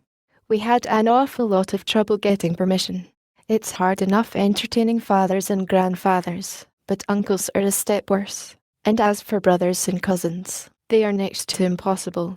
Julia had to swear that he was her uncle before a notary public and then have the county clerk's certificate attached. Don't I know a lot of law? And even then I doubt if we could have had her tea if the Dean had chanced to see how youngish and good-looking Uncle Jervis is. Anyway, we had it, with brown bread Swiss cheese sandwiches. He helped make them and then ate 4. I told him that I had spent last summer at Loch Willow, and we had a beautiful gossipy time about the Semples, and the horses and cows and chickens. All the horses that he used to know are dead, except Grover, who was a baby colt at the time of his last visit, and poor Grove now is so old he can just limp about the pasture. He asked if they still kept doughnuts in a yellow crock with a blue plate over it on the bottom shelf of the pantry, and they do. He wanted to know if there was still a woodchuck's hole under the pile of rocks in the night pasture, and there is. A massa caught a big, fat, grey one there this summer, the 25th great-grandson of the one Master Jervis caught when he was a little boy. I called him Master Jervy to his face, but he didn't appear to be insulted. Julia says she has never seen him so amiable. He's usually pretty unapproachable, but Julia hasn't a bit of tact, and men, I find, require a great deal.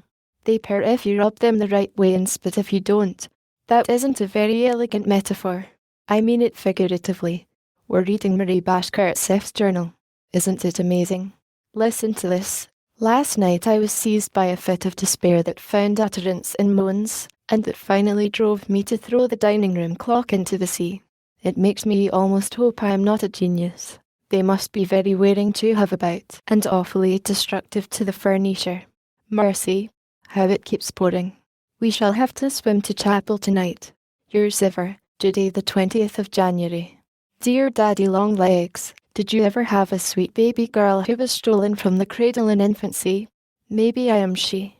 If we were in a novel, that would be the denouement, wouldn't it? It's really awfully queer not to know what one is, sort of exciting and romantic. There are such a lot of possibilities. Maybe I'm not American. Lots of people aren't.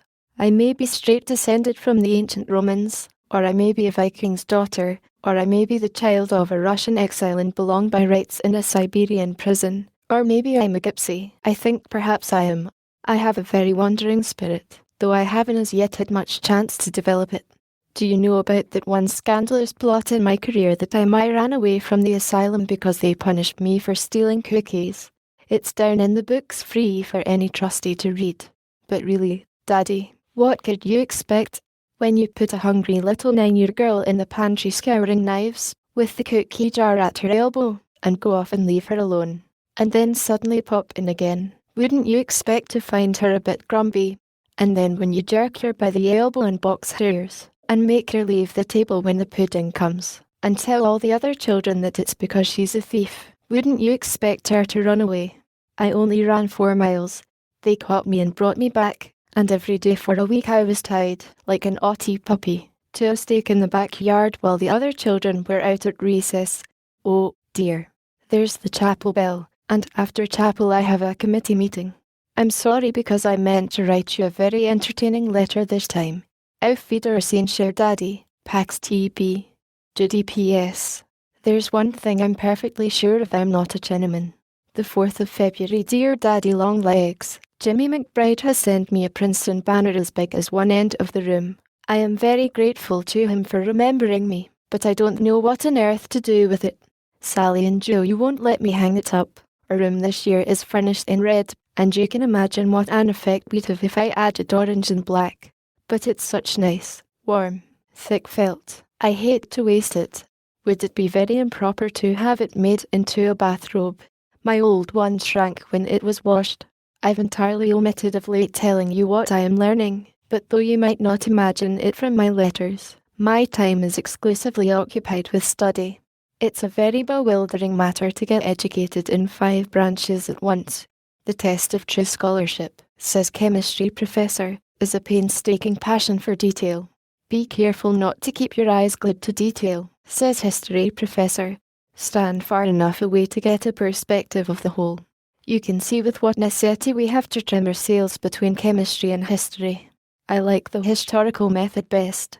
If I say that William the Conqueror came over in 1492, and Columbus discovered America in 1100 or 1066 or whenever it was, that's a mere detail that the professor overlooks. It gives a feeling of security and restfulness to the history recitation. That is entirely lacking in chemistry.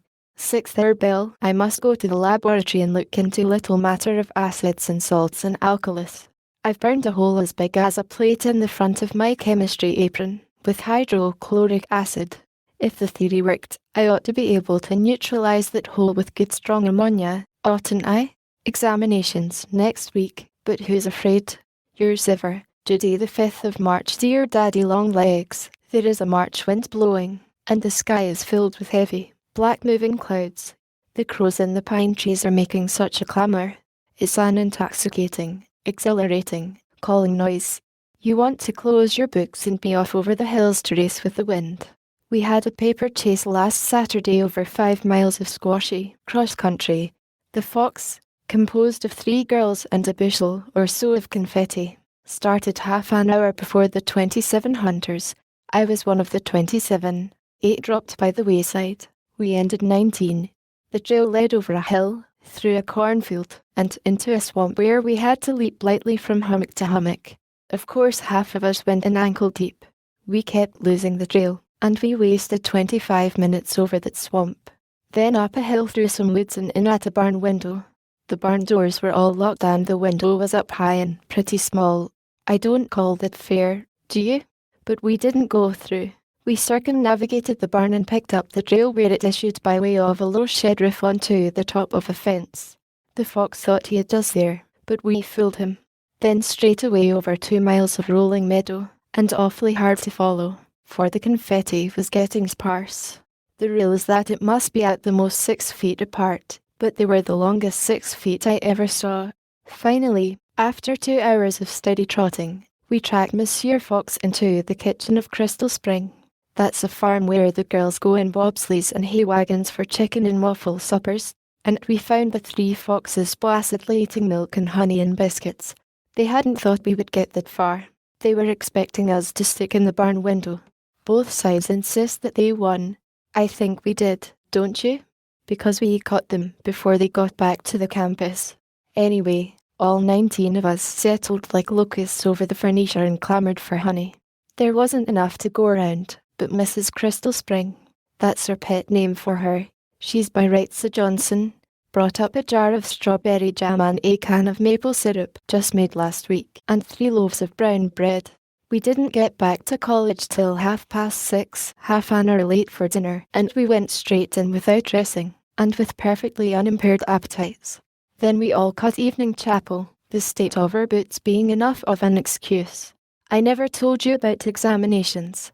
I passed everything with the utmost ease. I know the secret now, and I'm never going to fail again. I shan't be able to graduate with honours though, because of the beastly Latin prose and geometry freshman year.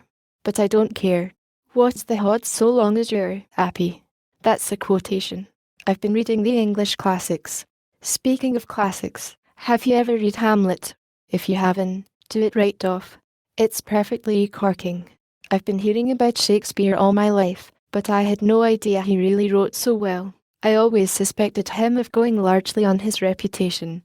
I have a beautiful play that I invented a long time ago when I first learned to read. I put myself to sleep every night by pretending I'm the person, the most important person, in the book I'm reading at the moment. At present I'm Ophelia, and such a sensible Ophelia. I keep Hamlet amused all the time, and pet him and scold him and make him wrap up his throat when he has a cold. I've entirely cured him of being melancholy. The king and queen are both dead, an accident at sea. No funeral necessary, so Hamlet and I are ruling in Denmark without any bother. We have the kingdom working beautifully. He takes care of the governing, and I look after the charities. I have just founded some first-class orphan asylums. If you or any of the other trustees would like to visit them, I shall be pleased to show you through. I think you might find a great many helpful suggestions. I remain, sir, yours most graciously, Ophelia, Queen of Denmark. The 24th of March, maybe the 25th. Dear Daddy Longlegs, I don't believe I can be going to heaven. I am getting such a lot of good things here. It wouldn't be fair to get them here after too. Listen to what has happened. Jerusha Abbott has won the short story contest. A $25 prize that the monthly holds every year. And she's a sophomore. The contestants are mostly seniors. When I saw my name posted, I couldn't quite believe it was true. Maybe I am going to be an author after all. I wish Mrs. Lippett hadn't given me such a silly name. It sounds like an author-ess, doesn't it? Also, I have been chosen for the spring dramatics, as you like it out of doors. I am going to be Celia, own cousin to Rosalind. And lastly, Julia and Sally and I are going to New York next Friday to do some spring shopping and stay all night and go to the theatre the next day with Master Jervy. He invited us. Julia is going to stay at home with her family, but Sally and I are going to stop at the Martha Washington Hotel. Did you ever hear of anything so exciting? I've never been in a hotel in my life, nor in a theatre, except once when the Catholic Church had a festival and invited the orphans, but that wasn't a real play and it doesn't count. And what do you think we're going to see? Hamlet. Think of that. We studied it for 4 weeks in Shakespeare class and I know it by heart. I am so excited over all these prospects that I can scarcely sleep. Goodbye, Daddy. This is a very entertaining world. Yours ever, Judy P.S. I've just looked at the calendar. It's the 28th. Another postscript. I saw a streetcar conductor today with one brown eye and one blue. Wouldn't he make a nice villain for a detective story? The 7th of April. Dear Daddy Longlegs, mercy. Isn't New York big? Worcester is nothing to it. Do you mean to tell me that you actually live in all that confusion? I don't believe that I shall recover for months from the bewildering effect of today's of it. I can't begin to tell you all the amazing things I've seen. I suppose you know, though, since you live there yourself. But aren't the streets entertaining? And the people? And the shops?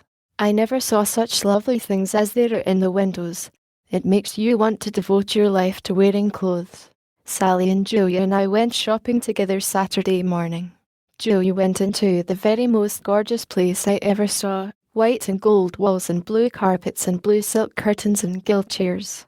A perfectly beautiful lady with yellow hair and a long black silk trailing gown came to meet us with a welcoming smile. I thought we were paying a social call, and started to shake hands, but it seems we were only buying hats, at least Julia was. She sat down in front of a mirror and tried on a dozen, each lovelier than the last, and bought the two loveliest of all. I can't imagine any joy in life greater than sitting down in front of a mirror and buying any hat you choose without having first considered the price. There's no doubt about it, Daddy. New York would rapidly undermine this fine stoical character which the John Grier home so patiently built up. And after we'd finished our shopping, we met Master Jervy at Sherry's. I suppose you've been in Sherry's. Picture that, then picture the dining room of the John Grier home with its oilcloth-covered tables, and white crockery that you can't break, and wooden-handled knives and forks. And fancy the way I felt. I ate my fish with the wrong fork, but the waiter very kindly gave me another so that nobody noticed. And after luncheon we went to the theatre. It was dazzling, marvellous, unbelievable. I dream about it every night. Isn't Shakespeare wonderful? Hamlet is so much better on the stage than when we analyse it in class. I appreciated it before, but now, dear me, I think, if you don't mind, that I'd rather be an actress than a writer. Wouldn't you like me to leave college and go into a dramatic school? And then I'll send you a box for all my performances, and smile at you across the footlights. Only wear a red rose in your buttonhole, please, so I'll surely smile at the right man. It would be an awfully embarrassing mistake if I picked out the wrong one. We came back Saturday night and had our dinner in the train, at little tables with pink lamps and Negro waiters. I never heard of meals being served in trains before, and I inadvertently said so. Where on earth were you brought up?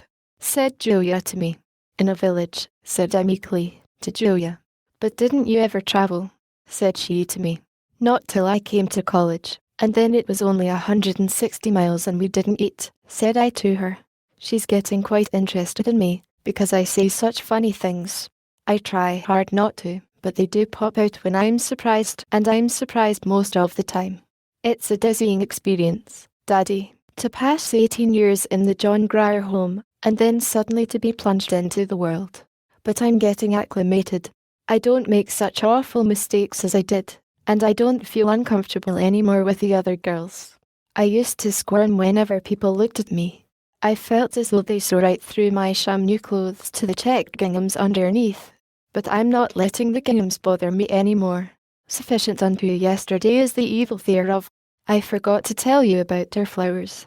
Master Jervy gave us each a big bunch of violets and lilies of the valley. Wasn't it sweet of him? I never used to care much for men, judging by trustees, but I'm changing my mind. 11 pages. This is a letter. Have courage. I'm going to stop. Yours always, Judy, the 10th of April. Dear Mr. Richman, here's your check for $50. Thank you very much, but I do not feel that I can keep it. My allowance is sufficient to afford all of the hats that I need. I'm sorry that I wrote all that silly stuff about the millinery shop. It's just that I had never seen anything like it before. However, I wasn't begging, and I would rather not accept any more charity than I have to. Sincerely yours, Jerish Abbott, the 11th of April. Dearest Daddy, will you please forgive me for the letter I wrote you yesterday? After I posted it I was sorry, and tried to get it back, but the beastly mail clerk wouldn't give it back to me. It's the middle of the night now. I've been awake for hours thinking what a worm I am, what a thousand-legged worm, and that's the worst I can say. I've closed the door very softly into the study so as not to wake Julia and Sally, and I'm sitting up in bed writing to you on paper torn out of my history notebook. I just wanted to tell you that I am sorry I was so impolite about your check. I know you meant it kindly, and I think you're an old dear to take so much trouble for such a silly thing as a hat. I ought to have returned it very much more graciously. But in any case, I had to return it. It's different with me than with other girls. They can take things naturally from people. They have fathers and brothers and aunts and uncles, but I can't be on any such relations with anyone. I like to pretend that you belong to me, just to play with the idea. But of course I know you don't. I'm alone, really, with my back to the wall fighting the world, and I get sort of gaspy when I think about it. I put it out of my mind, and keep on pretending. But don't you see, Daddy, I can't accept any more money than I have to, because someday I shall be wanting to pay it back, And even as great an author as I intend to be won't be able to face a perfectly tremendous debt. I'd love pretty hats and things, but I mustn't mortgage the future to pay for them. You'll forgive me, won't you, for being so rude? I have an awful habit of writing impulsively when I first think things, and then posting the letter beyond recall. But if I sometimes seem thoughtless and ungrateful, I never mean it. In my heart I thank you always for the life and freedom and independence that you have given me. My childhood was just a long, sullen stretch of revolt, and now I am so happy every moment of the day that I can't believe it's true. I feel like a made-up heroine in a storybook. It's 2:15. I'm going to tiptoe out to post this off now. You'll receive it in the next mail after the other, so you won't have a very long time to think bad of me. Good night, Daddy. I love you always. Judy, the 4th of May. Dear Daddy Longlegs, full day last Saturday. It was a very spectacular occasion. First we had a parade of all the classes, with everybody dressed in white linen, the seniors carrying blue and gold Japanese umbrellas, and the juniors white and yellow banners. Our class had crimson balloons, very fetching, especially as they were always getting loose and floating off, and the freshmen wore green tissue paper hats with long streamers. Also we had a band in blue uniforms hired from town. Also about a dozen funny people, like clowns in a circus, to keep the spectators entertained between events. Julia was dressed as a fat countryman with a linen duster and whiskers and baggy umbrella. Patsy Moriarty. Patrici really. Did you ever hear such a name? Mrs. Lippett couldn't have done better. Who is tall and thin was Julia's wife in an absurd green bonnet over one ear. Waves of laughter followed them the whole length of the course. Julia played the part extremely well. I never dreamed that a Pendleton could display so much comedy spirit. Begging Master Jervy's pardon, I don't consider him a true Pendleton though, any more than I consider you a true trustee. Sally and I weren't in the parade because we were entered for the events, and what do you think? We both won. At least in something. We tried for the running broad jump and lost, but Sally won the pole vaulting, 7 feet 3 inches, and I won the 50-yard sprint, 8 seconds. I was pretty panting at the end, but it was great fun, with the whole class waving balloons and cheering and yelling. What's the matter with Judy Abbott? She's all right. Who's all right? Judy Abbott.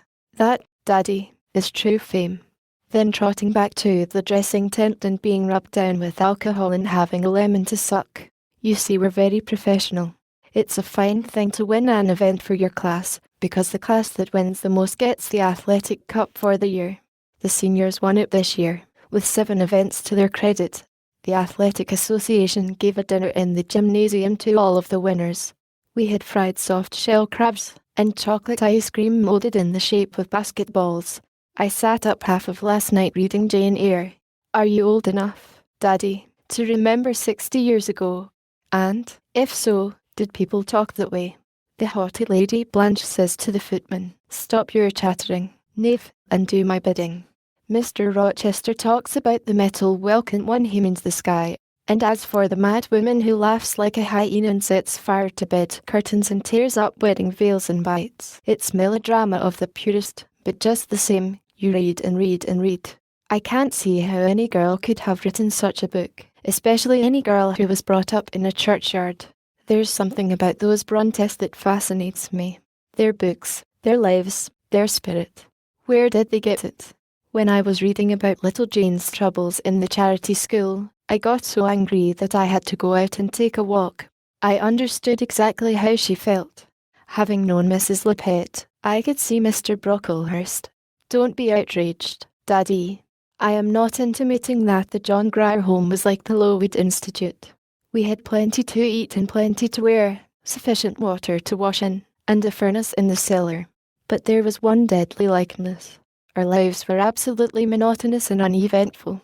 Nothing nice ever happened, except ice cream on Sundays, and even that was regular. In all the 18 years I was there I only had one adventure, when the woodshed burned. We had to get up in the night and dress so as to be ready in case the house should catch. But it didn't catch and we went back to bed. Everybody likes a few surprises. It's a perfectly natural human craving. But I never had one until Mrs. Lippett called me to the office to tell me that Mr. John Smith was going to send me to college.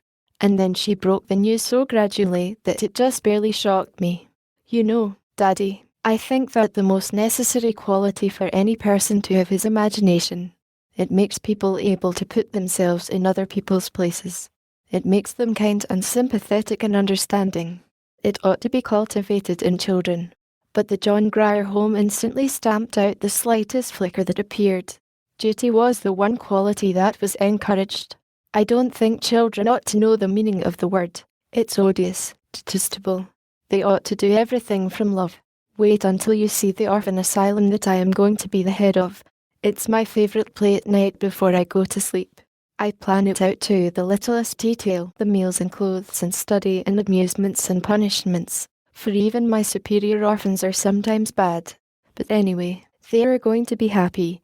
I think that everyone, no matter how many troubles he may have when he grows up, ought to have a happy childhood to look back upon. And if I ever have any children of my own, no matter how unhappy I may be, I am not going to let them have any cares until they grow up. There goes the chapel bell. I'll finish this letter sometime. Thursday, when I came in from laboratory this afternoon, I found a squirrel sitting on the tea table helping himself to almonds. These are the kind of colours we entertain now that warm weather has come and the windows stay open. Saturday morning, perhaps you think, last night being Friday, with no classes today, that I passed a nice quiet, readable evening with the set of Stevenson that I bought with my prize money. But if so, you've never attended a girls' college, Daddy dear. 6 friends dropped in to make fudge, and one of them dropped the fudge while it was still liquid, right in the middle of our best rug. We shall never be able to clean up the mess. I haven't mentioned any lessons of late, but we're still having them every day. It's sort of a relief though, to get away from them and discuss life in the large, rather one-sided discussions that you and I hold. But that's your own fault. You're welcome to answer back any time you choose. I've been writing this letter off and on for 3 days, and I fear by now Vuset's been bored. Goodbye, nice Mr. Man. Judy, Mr. Daddy Longlegs Smith, SIR. Having completed the study of argumentation and the science of dividing a thesis into heads, I have decided to adopt the following form for letter writing. It contains all necessary facts, but no unnecessary verbiage. We had written examinations this week in A. Chemistry, B. History. 2. A nude ormitory is being built. Its material is A. Red brick, B. Grey stone. B. Its capacity will be A. 1 dean, 5 instructors. B. 200 girls. C. 1 housekeeper, 3 cooks, 20 waitresses, 20 chambermaids. 3. We had junket for dessert tonight. 4. I am writing a special topic upon the sources of Shakespeare's plays. Vili McMahon slipped and fell this afternoon at basketball, and she, A. dislocated her shoulder. B. bruised her knee. 6. I have a new hat trimmed with A. blue velvet ribbon, B. 2 blue quills, C. 3 red pom-poms. 7. It is 9:30. 8. Good night. Today the 2nd of June. Dear Daddy Longlegs, you will never guess the nice thing that has happened. The McBrides have asked me to spend the summer at their camp in the Adirondacks. They belong to a sort of club on a lovely little lake in the middle of the woods. The different members have houses made of logs dotted about among the trees, and they go canoeing on the lake and take long walks through trails to other camps, and have dances once a week in the clubhouse. Jimmy McBride is going to have a college friend visiting him part of the summer, so you see we shall have plenty of men to dance with. Wasn't it sweet of Mrs. McBride to ask me? It appears that she liked me when I was there for Christmas. Please excuse this being short. It isn't a real letter, it's just to let you know that I'm disposed of for the summer. Yours, in a very contented frame of mind, Judy, the 5th of June. Dear Daddy Longlegs, your secretary man has just written to me saying that Mr. Smith prefers that I should not accept Mrs. McBride's invitation, but should return to Loch Willow the same as last summer. Why, Daddy, you don't understand about it. Mrs. McBride does want me, really and truly. I'm not the least bit of trouble in the house. I'm a help. They don't take up many servants, and Sally and I can do lots of useful things. It's a fine chance for me to learn housekeeping. Every woman ought to understand it, and I only know asylum keeping. There aren't any girls or age at the camp, and Mrs. McBride wants me for a companion for Sally. We are planning to do a lot of reading together. We are going to read all of the books for next year's English and sociology. The professor said it would be a great help if we would get our reading finished in the summer. And it's so much easier to remember it if we read together and talk it over. Just to live in the same house with Sally's mother is an education. She's the most interesting, entertaining, companionable, charming woman in the world. She knows everything. Think how many summers I've spent with Mrs. Lippett and how I'll appreciate the contrast. You needn't be afraid that I'll be crowding them, for their house is made of rubber. When they have a lot of company, they just sprinkle tents about in the woods and turn the boys outside. It's going to be such a nice, healthy summer exercising out of doors every minute. Jimmy McBride is going to teach me how to ride horseback and paddle a canoe, and how to shoot and, oh, lots of things I ought to know. It's the kind of nice, jolly, carefree time that I've never had, and I think every girl deserves it once in her life. Of course I'll do exactly as you say, but please, please let me go, Daddy. I've never wanted anything so much. This isn't Jerusha Abbott, the future great author, writing to you. It's just Judy, a girl. The 9th of June, Mr. John Smith, S.I.R., yours of the 7th inst. At hand. In compliance with the instructions received through your secretary, I leave on Friday next to spend the summer at Lock Willow Farm. I hope always to remain, Miss Jerusha Abbott LOCK Willow Farm. The 3rd of August. Dear Daddy Longlegs, it has been nearly 2 months since I wrote, which wasn't nice of me, I know, but I haven't loved you much this summer. You see, I'm being frank. You can't imagine how disappointed I was at having to give up the McBride's camp. Of course I know that you're my guardian, and that I have to regard your wishes in all matters, but I couldn't see any reason. It was so distinctly the best thing that could have happened to me.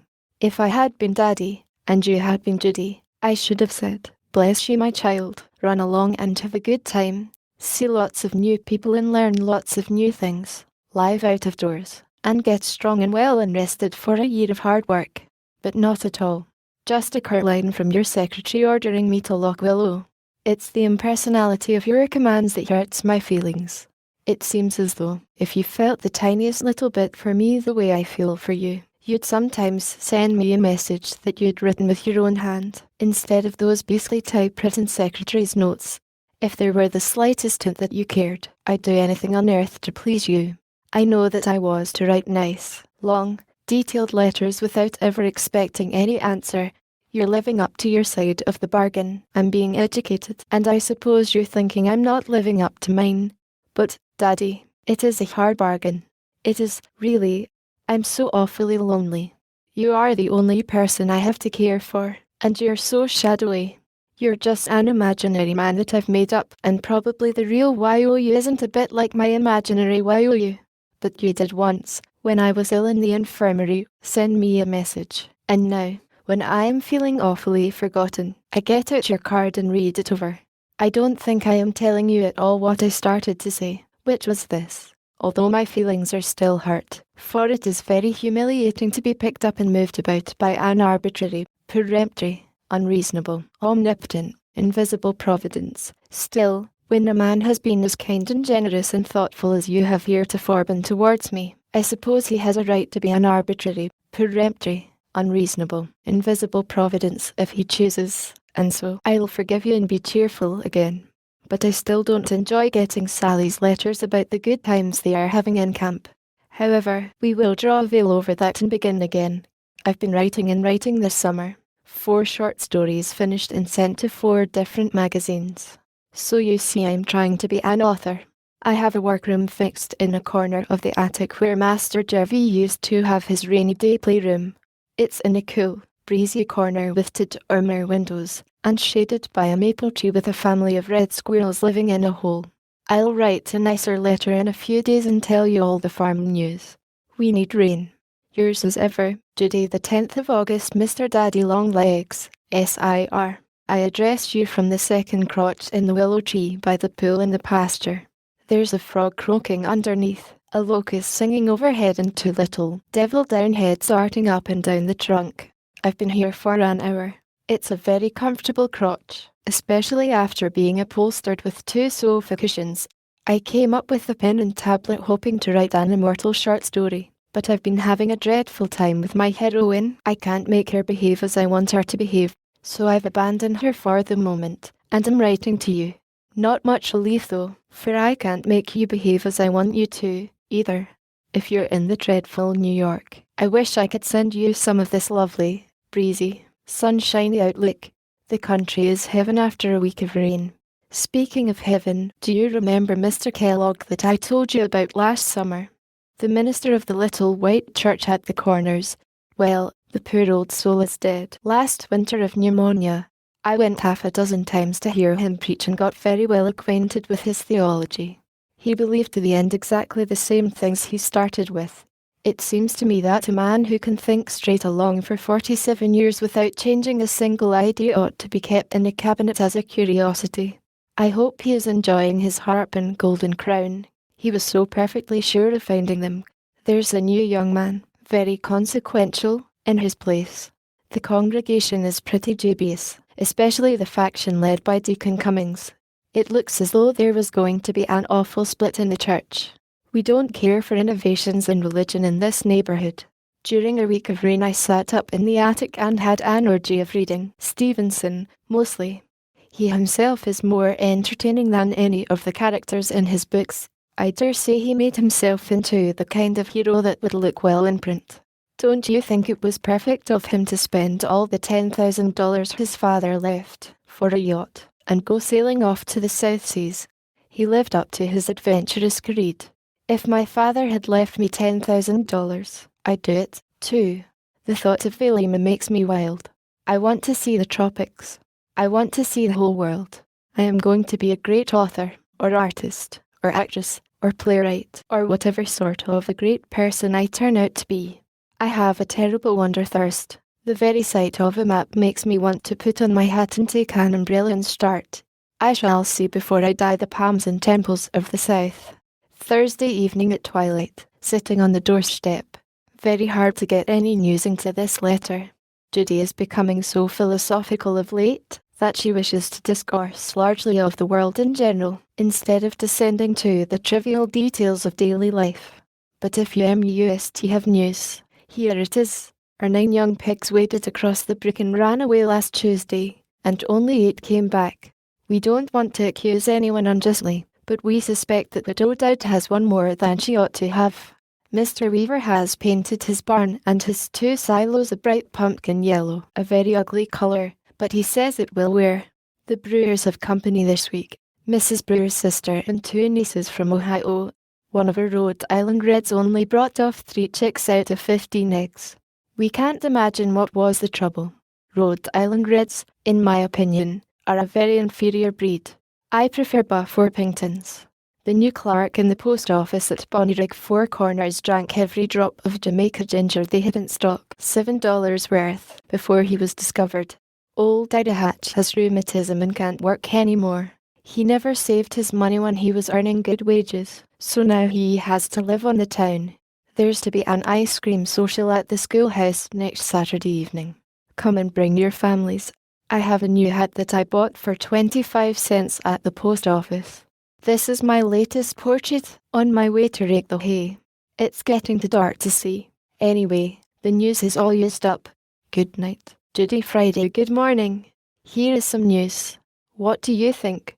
You'd never guess who's coming to Loch Willow. The letter to Mrs. Semple from Mr. Pendleton. He's motoring through the Berkshires, and is tired and wants to rest on a nice quiet farm. If he climbs out at her doorstep some night, will she have a room ready for him? Maybe he'll stay 1 week, or maybe 2, or maybe 3. He'll see how restful it is when he gets here. Such a flutter as we're in. The whole house is being cleaned and all the curtains washed. I am driving to the Corners this morning to get some new oak leaf for the entry, and 2 cans of brown floor paint for the hall and back stairs. Mrs. Dowd is engaged to come tomorrow to wash the windows. In the exigency of the moment, we waive our suspicions in regard to the piglet. You might think, from this account of our activities, that the house was not already immaculate, but I assure you it was. Whatever Mrs. Semple's limitations, she is a housekeeper. But isn't it just like a man, Daddy? He doesn't give the remotest hint as to whether he will land on the doorstep today, or 2 weeks from today. We shall live in a perpetual breathlessness until he comes, and if he doesn't hurry, the cleaning may all have to be done over again. There's a massa waiting below with the buckboard and Grover. I drive alone, but if you could see old Grove, you wouldn't be worried as to my safety. With my hand on my heart, farewell. Judy P.S. Isn't that a nice ending? I got it out of Stevenson's letters. Saturday, good morning again. I didn't get this envelope yesterday before the postman came, so I'll add some more. We have 1 meal a day at 12 o'clock. Rural delivery is a blessing to the farmers. Our postman not only delivers letters, but he runs errands for us in town, at 5 cents an errand. Yesterday he brought me some shoestrings and a jar of cold cream. I sunburned all the skin off my nose before I got my new hat, and a blue Windsor tie and a bottle of blacking all for 10 cents. That was an unusual bargain, owing to the largeness of my order. Also he tells us what is happening in the great world. Several people on the route take daily papers, and he reads them as he jogs along, and repeats the news to the ones who don't subscribe. So in case the war breaks out between the United States and Japan, or the president is assassinated, or Mr. Rockefeller leaves $1 million to the John Grier Home, you needn't bother to write. I'll hear it anyway. No sign yet of Master Jervy. But you should see how clean our house is, and with what anxiety we wipe our feet before we step in. I hope he'll come soon. I am longing for someone to talk to. Mrs. Semple, to tell you the truth, gets rather monotonous. She never lets ideas interrupt the easy flow of her conversation. It's a funny thing about the people here. Their world is just this single hilltop. They are not a bit universal, if you know what I mean. It's exactly the same as at the John Grier Home. Our ideas there were bounded by the 4 sides of the iron fence, only I didn't mind it so much because I was younger, and was so awfully busy. By the time I'd got all my beds made and my babies' faces washed and had gone to school and come home and had washed their faces again and darned their stockings and mended Freddie Perkins's trousers, he tore them every day of his life, and learned my lessons in between, I was ready to go to bed, and I didn't notice any lack of social intercourse. But after 2 years in a conversational college, I do miss it, and I shall be glad to see somebody who speaks my language. I really believe I've finished, Daddy. Nothing else occurs to me at the moment. I'll try to write a longer letter next time. Yours always, Judy P.S. The lettuce hasn't done at all well this year. It was so dry early in the season. The 25th of August, well, Daddy, Master Jervy's here. And such a nice time as we're having. At least and I think he is, too. He has been here 10 days and he doesn't show any signs of going. The way Mrs. Semple pampers that man is scandalous. If she indulged him as much when he was a baby, I don't know how he ever turned out so well. He and I eat at a little table set on the side porch, or sometimes under the trees, or, when it rains or is cold, in the best parlour. He just picks out the spot he wants to eat in and Carrie trots after him with the table. Then if it has been an awful nuisance, and she has had to carry the dishes very far, she finds $1 under the sugar bowl. He is an awfully companionable sort of man, though you would never believe it to see him casually. He looks at first glance like a true Pendleton, but he isn't in the least. He is just as simple and unaffected and sweet as he can be. That seems a funny way to describe a man, but it's true. He's extremely nice with the farmers around here. He meets them in a sort of man-to-man fashion that disarms them immediately. They were very suspicious at first. They didn't care for his clothes. And I will say that his clothes are rather amazing. He wears knickerbockers and pleated jackets and white flannels and riding clothes with puff trousers. Whenever he comes down in anything new, Mrs. Semple, beaming with pride, walks around and views him from every angle, and urges him to be careful where he sits down. She is so afraid he will pick up some dust. It bores him dreadfully. He's always saying to her, "Run along, Lizzie, and tend to your work. You can't boss me any longer.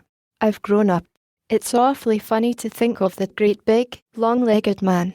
He's nearly as long-legged as you, Daddy, ever sitting in Mrs. Semple's lap and having his face washed. Particularly funny when you see her lap. She has 2 laps now, and 3 chins. But he says that once she was thin and wiry and spry and could run faster than he. Such a lot of adventures we're having. We've explored the country for miles, and I've learned to fish with funny little flies made of feathers. Also to shoot with a rifle and a revolver. Also to ride horseback. There's an astonishing amount of life in Old Grove. We fed him on oats for 3 days, and he shied at a calf and almost ran away with me. Wednesday we climbed Sky Hill Monday afternoon. That's a mountain near here. Not an awfully high mountain. Perhaps no snow on the summit, but at least you're pretty breathless when you reach the top. The lower slopes are covered with woods, but the top is just piled rocks and open moor. We stayed up for the sunset and built a fire and cooked our supper. Master Jervy did the cooking. He said he knew how better than me, and he did, too, because he's used to camping. Then we came down by moonlight, and, when we reached the wood trail where it was dark, by the light of an electric bulb that he had in his pocket. It was such fun. He laughed and joked all the way and talked about interesting things. He's read all the books I've ever read, and a lot of others besides. It's astonishing how many different things he knows. We went for a long tramp this morning and got caught in a storm. Our clothes were drenched before we reached home, but our spirits not even damp. You should have seen Mrs. Semple's face when we dripped into her kitchen. Oh, Master Jervy, Miss Judy, you're soaked through. Dear, dear, what shall I do? That nice new coat is perfectly ruined. She was awfully funny. You would have thought that we were 10 years old, and she a distracted mother. I was afraid for a while that we weren't going to get any jam for tea. Saturday I started this letter ages ago, but I haven't had a second to finish it. Isn't this a nice thought from Stevenson? The world is so full of a number of things. I am sure we should all be as happy as kings. It's true, you know. The world is full of happiness, and plenty to go around, if you're only willing to take the kind that comes your way. The whole secret is in being pliable. In the country, especially, there are such a lot of entertaining things. I can walk over everybody's land, and look at everybody's view, and dabble in everybody's brook, and enjoy it just as much as though I owned the land, and with no taxes to pay. It's Sunday night now, about 11 o'clock, and I am supposed to be getting some beauty sleep, but I had black coffee for dinner, so no beauty sleep for me. This morning, said Mrs. Semple to Mr. Pendleton, with a very determined accent, we have to leave here at 10:15 in order to get to church by 11. Very well, Lizzie, said Master Jervy, you have the buggy ready, and if I'm not dressed, just go on without waiting. We'll wait, said she. As you please, said he, only don't keep the horses standing too long. Then while she was dressing, he told Carrie to pack up a lunch, and he told me to scramble into my walking clothes, and we slipped out the back way and went fishing. It discommoded the household dreadfully, because Lochwillow of a Sunday dines at 2. But he ordered dinner at 7. He orders meals whenever he chooses. You would think the place were a restaurant, and that kept Carrie and Amasa from going driving. But he said it was all the better because it wasn't proper for them to go driving without a chaperone, and anyway, he wanted the horses himself to take me driving. Did you ever hear anything so funny? And poor Mrs. Semple believes that people who go fishing on Sundays go afterwards to a sizzling hot hell. She is awfully troubled to think that she didn't train him better when he was small and helpless and she had the chance. Besides, she wished to show him off in church. Anyway, we had our fishing. He caught 4 little ones, and we cooked them on a campfire for lunch. They kept falling off our spiked sticks into the fire, so they tasted a little ashy, but we ate them. We got home at 4 and went driving at 5 and had dinner at 7, and at 10 I was sent to bed, and here I am, writing to you. I am getting a little sleepy, though. Good night. Here is a picture of the one fish I caught. Ship ahoy, Captain Longlegs. Avast. Belly. Yo, ho, ho, and a bottle of rum. Guess what I'm reading? Our conversation these past 2 days has been nautical and piratical. Isn't Treasure Island fun? Did you ever read it, or wasn't it written when you were a boy? Stevenson only got £30 for the serial rights. I don't believe it pays to be a great author. Maybe I'll be a school teacher. Excuse me for filling my letters so full of Stevenson, My mind is very much engaged with him at present. He comprises Loch Willow's library. I've been writing this letter for 2 weeks, and I think it's about long enough. Never say, Daddy, that I don't give details. I wish you were here, too. We'd all have such a jolly time together. I like my different friends to know each other. I wanted to ask Mr. Pendleton if he knew you in New York. I should think he might. You must move in about the same exalted social circles, and you're both interested in reforms and things. But I couldn't, for I don't know your real name. It's the silliest thing I ever heard of, not to know your name. Mrs. Lippett warned me that you were eccentric. I should think so. Affectionately, Judy P.S. On reading this over, I find that it isn't all Stevenson. There are 1 or 2 glancing references to Master Jervie. The 10th of September, dear Daddy, he has gone, and we are missing him. When you get accustomed to people or places or ways of living, and then have them snatched away, it does leave an awfully empty, gnawing sort of sensation. I'm finding Mrs. Sempley's conversation pretty unseasoned food. College opens in 2 weeks and I shall be glad to begin work again. I have worked quite a lot this summer though, 6 short stories and 7 poems. Those I sent to the magazines all came back with the most courteous promptitude. But I don't mind. It's good practice. Master Jervie read them. He brought in the post, so I couldn't help his knowing, and he said they were dreadful. They showed that I didn't have the slightest idea of what I was talking about. Master Jervie doesn't let politeness interfere with truth. But the last one I did, just a little sketch late in college, he said wasn't bad, and he had it typewritten, and I sent it to a magazine. They've had it 2 weeks. Maybe they're thinking it over. You should see the sky. There's the queerest orange-coloured light over everything. We're going to have a storm. It commenced just that moment with tremendously big drops and all the shutters banging.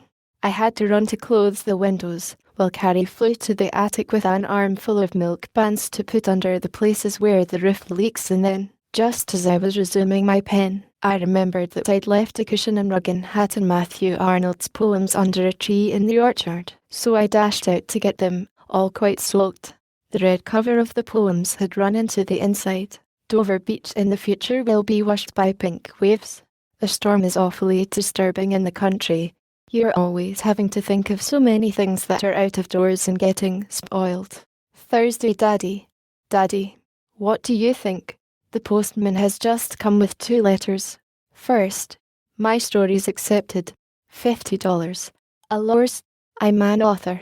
Second, a letter from the college secretary. I'm to have a scholarship for 2 years that will cover board and tuition. It was founded for marked proficiency in English with general excellency in other lines. And I've won it. I applied for it before I left, but I didn't have an idea I'd get it, on account of my freshman bad work in maths and Latin. But it seems I've made it up. I am awfully glad, Daddy, because now I won't be such a burden to you. The monthly allowance will be all I'll need, and maybe I can earn that with writing or tutoring or something. I'm longing to go back and begin work. Yours ever, Jerusha Abbott, author of When the Sophomores Won the Game. For sale at all newsstands. Price 10 cents. The 26th of September, dear Daddy Longlegs. Back at college again and an upperclassman. Our study is better than ever this year. Faces the south with 2 huge windows and so furnished. Julia, with an unlimited allowance, arrived 2 days early and was attacked with a fever for settling. We have new wallpaper and oriental rugs and mahogany chairs, not painted mahogany, which made us sufficiently happy last year, but real. It's very gorgeous, but I don't feel as though I belonged in it. I'm nervous all the time for fear I'll get an ink spot in the wrong place. And, Daddy, I found your letter waiting for me. Pardon, I mean your secretary's. Will you kindly convey to me a comprehensible reason why I should not accept that scholarship? I don't understand your objection in the least. But anyway, it won't do the slightest good for you to object, for I've already accepted it and I am not going to change. That sounds a little impertinent, but I don't mean it so. I suppose you feel that when you set out to educate me, you'd like to finish the work and put a neat period, in the shape of a diploma, at the end. But look at it just a second from my point of view. I shall owe my education to you just as much as though I let you pay for the whole of it. but I won't be quite so much indebted. I know that you don't want me to return the money, but nevertheless, I am going to want to do it, if I possibly can. And winning the scholarship makes it so much easier. I was expecting to spend the rest of my life in paying my debts, but now I shall only have to spend one half of the rest of it. I hope you understand my position and won't be cross. The allowance I shall still most gratefully accept. It requires an allowance to live up to Julia and her furniture. I wish that she had been reared to simpler tastes, or else that she were not my roommate. This isn't much of a letter. I meant to have written a lot, but I've been hemming 4 window curtains and 3 portieres. I'm glad you can't see the length of the stitches. And polishing a brass desk set with tooth powder. Very uphill work. And sawing off picture wire with manicure scissors, and unpacking 4 boxes of books, and putting away 2 trunkfuls of clothes. It doesn't seem believable that Jerusha Abbott owns 2 trunks full of clothes, but she does. And welcoming back 50 dear friends in between. Opening day is a joyous occasion. Good night, Daddy dear, and don't be annoyed because your chick is wanting to scratch for herself.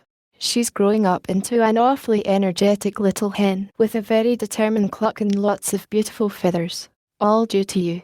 Affectionately, Judy, the 30th of September. Dear Daddy, are you still harping on that scholarship? I never knew a man so obstinate, and stubborn and unreasonable, and tenacious, and bulldogish, and unable to see other people's point of view as you. You prefer that I should not be accepting favours from strangers. Strangers. And what are you, pray? Is there anyone in the world that I know less? I shouldn't recognise you if I met you in the street. Now, you see, if you had been a sane, sensible person and had written nice, cheering fatherly letters to your little Judy, and had come occasionally and patted her on the head, and had said you were glad she was such a good girl, then, perhaps, she wouldn't have flouted you in your old age, but would have obeyed your slightest whit like the dutiful daughter she was meant to be. Strangers indeed. You live in a glass house, Mr. Smith. And besides, this isn't a favour, it's like a prize. I earned it by hard work. If nobody had been good enough in English, the committee wouldn't have awarded the scholarship. Some years they don't. Also, but what's the use of arguing with the man? You belong, Mr. Smith, to a sex devoid of a sense of logic. To bring a man into line, there are just 2 methods. One must either coax or be disagreeable. I scorn to coax men for what I wish. Therefore, I must be disagreeable.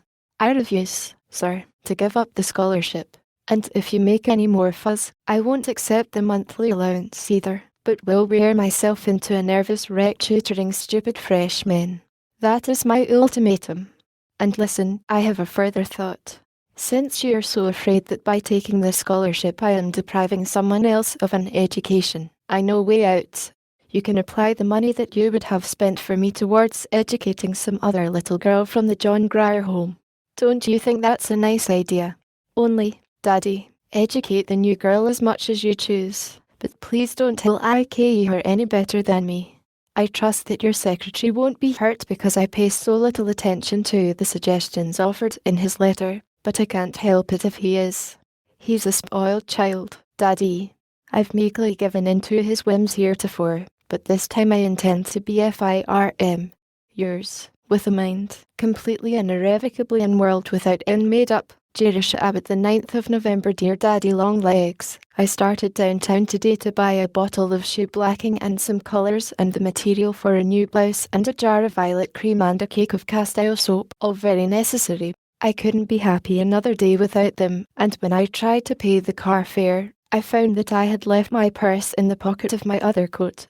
So I had to get it and take the next car, and was late for gymnasium. It's a dreadful thing to have no memory into coats. Julia Pendleton has invited me to visit her for the Christmas holidays. How does that strike you, Mr. Smith? Fancy Jerusha Abbott, of the John Grier home, sitting at the tables of the rich. I don't know why Julia wants me. She seems to be getting quite attached to me of late.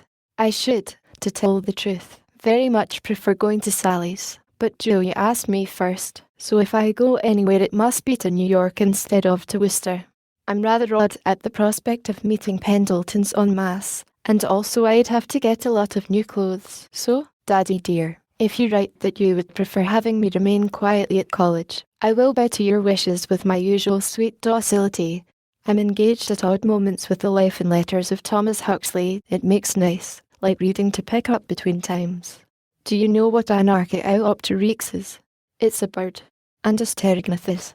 I'm not sure myself, but I think it's a missing link, like a bird with teeth, or a lizard with wings. No, it isn't either. I've just looked in the book. It's a Mesozoic mammal. I've elected economics this year, very illuminating subject. When I finish that, I'm going to take charity and reform. Then, Mr. Trustee, I'll know just how an orphan asylum ought to be run. Don't you think I'd make an admirable voter if I had my rights? I was 21 last week. This is an awfully wasteful country to throw away such an honest, educated, conscientious, intelligent citizen as I would be.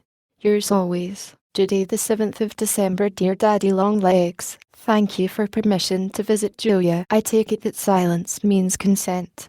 Such a social whirl as we've been having. The Founders' Dance came last week. This was the first year that any of us could attend, only upperclassmen being allowed.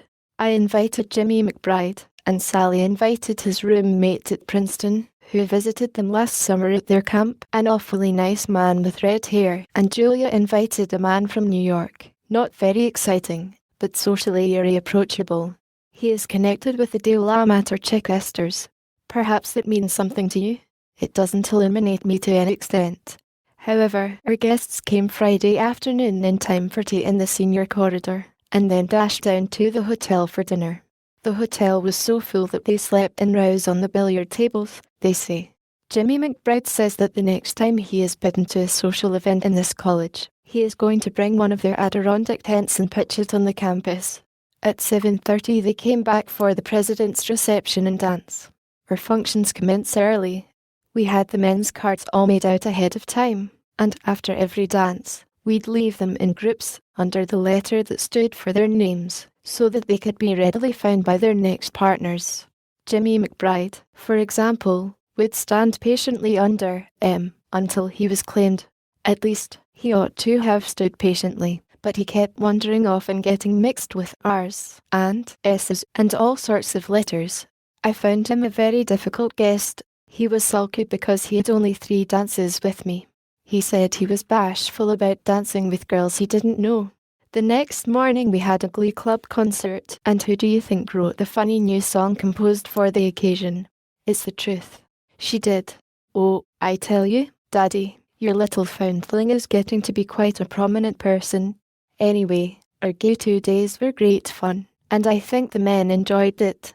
Some of them were awfully perturbed at first at the prospect of facing 1,000 girls, but they got acclimated very quickly.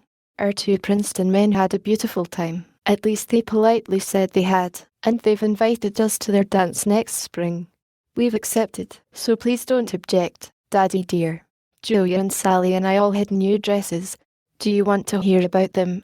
Julia's was cream satin and gold embroidery, and she wore purple orchids. It was a dream and came from Paris, and cost $1 million. Sally's was pale blue trimmed with Persian embroidery, and went beautifully with red hair. It didn't cost quite $1 million, but was just as effective as Julia's. Mine was pale pink crepe de chine trimmed with ecru lace and rose satin. And I carried crimson roses which DMCB sent, Sally having told him what colour to get. And we all had satin slippers and silk stockings and chiffon scarves to match. You must be deeply impressed by these millinery details. One can't help thinking, Daddy, what a colourless life a man is forced to lead, when one reflects that chiffon and Venetian point-in-hand embroidery and Irish crochet are to him mere empty words, whereas a woman, whether she is interested in babies or microbes or husbands or poetry or servants or parallelograms or gardens or Plato or bridge, is fundamentally and always interested in clothes. It's the one touch of nature that makes the whole world kin. That isn't original. I got it out of one of Shakespeare's plays. However, to resume, do you want me to tell you a secret that I've lately discovered? And will you promise not to think me vain? Then listen, I'm pretty. I am, really. I'd be an awful idiot not to know it with 3 looking glasses in the room. A friend P.S. This is one of those wicked anonymous letters you read about in novels. The 20th of December, dear Daddy Longlegs. I've just a moment, because I must attend 2 classes, pack a trunk and a suitcase, and catch the 4 o'clock train, but I couldn't go without sending a word to let you know how much I appreciate my Christmas box. I love the furs and the necklace and the Liberty scarf and the gloves and handkerchiefs and books and purse, and most of all I love you. But Daddy, you have no business to spoil me this way. I'm only human, and a girl at that. How can I keep my mind sternly fixed on a studious career when you deflect me with such worldly frivolities? I have strong suspicions now as to which one of the John Grier trustees used to give the Christmas tree and the Sunday ice cream. He was nameless, but by his works I know him. You deserve to be happy for all the good things you do. Goodbye, and a very Merry Christmas. Yours always, Judy. P.S. I'm sending a slight token, too. Do you think you would like her if you knew her? The 11th of January. I meant to write to you from the city, Daddy, but New York is an engrossing place. I had an interesting and illuminating time, but I'm glad I don't belong to such a family. I should truly rather have the John Grier home for a background. Whatever the drawbacks of my bringing up, there was at least no pretense about it. I know now what people mean when they say they are weighed down by things. The material atmosphere of the house was crushing. I didn't draw a deep breath until I was on an express train coming back. All the furniture was carved and upholstered and gorgeous. The people I met were beautifully dressed and low-voiced and well-bred, but it's the truth, Daddy. I never heard one word of real talk from the time we arrived until we left. I don't think an idea ever entered the front door. Mrs. Pendleton never thinks of anything but jewels and dressmakers and social engagements. She did seem a different kind of mother from Mrs. McBride. If I ever marry and have a family, I'm going to make them as exactly like the McBrides as I can. Not for all the money in the world would I ever let any children of mine develop into Pendletons. Maybe it isn't polite to criticize people you've been visiting. If it isn't, please excuse. This is very confidential, between you and me. I only saw Master Jervy once when he called at tea time, and then I didn't have a chance to speak to him alone. It was really disappointing after a nice time last summer. I don't think he cares much for his relatives, and I am sure they don't care much for him. Julia's mother says he's unbalanced. He's a socialist, except, thank heaven, he doesn't let his hair grow and wear red ties. She can't imagine where he picked up his queer ideas. The family have been Church of England for generations. He throws away his money on every sort of crazy reform, instead of spending it on such sensible things as yachts and automobiles and polo ponies. He does buy candy with it though. He sent Julia and me each a box for Christmas. You know, I think I'll be a socialist, too. You wouldn't mind, would you, Daddy? They're quite different from anarchists. They don't believe in blowing people up. Probably I'm one by rights. I belong to the proletariat. I haven't determined yet just which kind I am going to be. I will look into the subject over Sunday, and declare my principles in my next. I've seen loads of theatres and hotels and beautiful houses. My mind is a confused jumble of onyx and gilding and mosaic floors and palms. I'm still pretty breathless, but I am glad to get back to college and my books. I believe that I really am a student. This atmosphere of academic calm I find more bracing than New York. College is a very satisfying sort of life. The books and study and regular classes keep you alive mentally. And then when your mind gets tired, you have the gymnasium and outdoor athletics, and always plenty of congenial friends who are thinking about the same things you are. We spend a whole evening in nothing but talk, and go to bed with a very uplifted feeling, as though we had settled permanently some pressing world problems. And filling in every crevice, there is always such a lot of nonsense, just silly jokes about the little things that come up, but very satisfying. We do appreciate our own witticisms. It isn't the great big pleasures that count the most. It's making a great deal out of the little ones. I've discovered a true secret of happiness, Daddy, and that is to live in the now. Not to be forever regretting the past, or anticipating the future, but to get the most that you can out of this very instant. It's like farming. You can have extensive farming and intensive farming. Well, I am going to have intensive living after this. I'm going to enjoy every second, and I'm going to KNOW I'm enjoying it while I'm enjoying it. Most people don't live, they just race. They are trying to reach some goal far away on the horizon, and in the heat of the going they get so breathless and panting that they lose all sight of the beautiful, tranquil country they are passing through. And then the first thing they know, they are old and worn out, and it doesn't make any difference whether they've reached the goal or not. I've decided to sit down by the way and pile up a lot of little happinesses, even if I never become a great author. Did you ever know such a philosopheress as I am developing into? Yours ever, Judy P.S. It's raining cats and dogs tonight. 2 puppies and a kitten have just landed on the windowsill. Dear comrade, hurry. I'm a Fabian. That's a socialist who's willing to wait. We don't want the social revolution to come tomorrow morning. It would be too upsetting. We want it to come very gradually in the distant future, when we shall all be prepared and able to sustain the shock. In the meantime, we must be getting ready by instituting industrial, educational and orphan asylum reforms. Yours, with fraternal love, Judy. Monday, 3rd hour the 11th of February. Dear D. L. Don't be insulted because this is so short. It isn't a letter. It's just a line to say that I'm going to write a letter pretty soon when examinations are over. It is not only necessary that I pass, but pass WELL.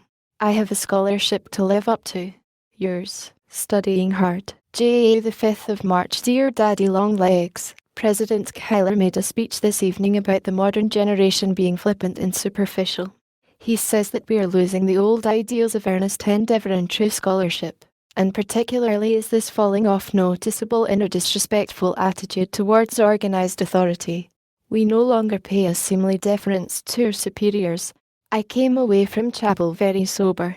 Am I too familiar, Daddy? Ought I to treat you with more dignity and aloofness? Yes, I'm sure I'll begin again.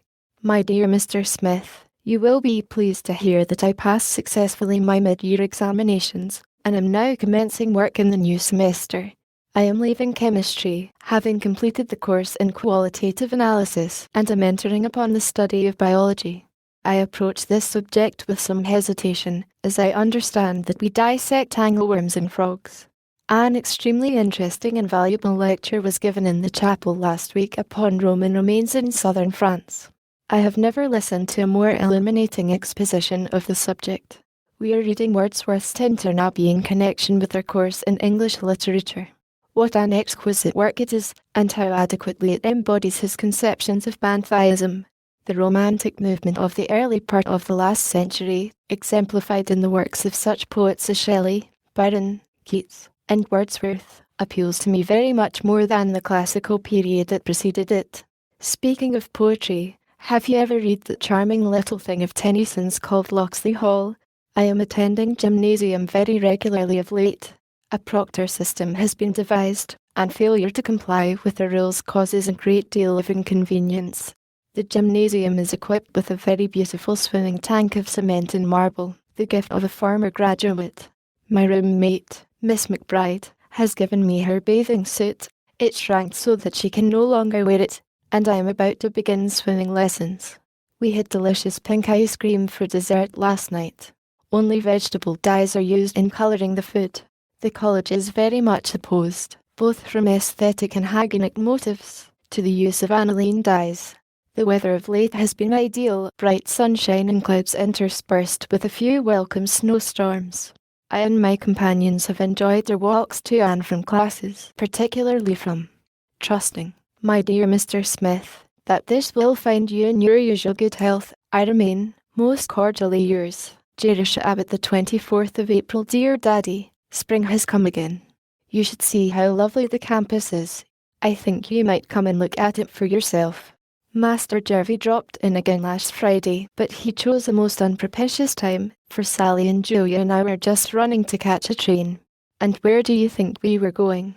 To Princeton, to attend a dance and a ball game, if you please. I didn't ask you if I might go, because I had a feeling that your secretary would say no. But it was entirely regular. We had leave of absence from college, and Mrs. McBride chaperoned us. We had a charming time, but I shall have to omit details. They are too many and complicated. Saturday up before dawn. The night watchman called us, 6 of us, and we made coffee in a chafing dish. You never saw so many grounds, and walked 2 miles to the top of One Tree Hill to see the sunrise. We had to scramble up the last slope. The sun almost beat us. And perhaps you think we didn't bring back appetites to breakfast. Dear me, Daddy, I seem to have a very ejaculatory style today. This page is peppered with exclamations.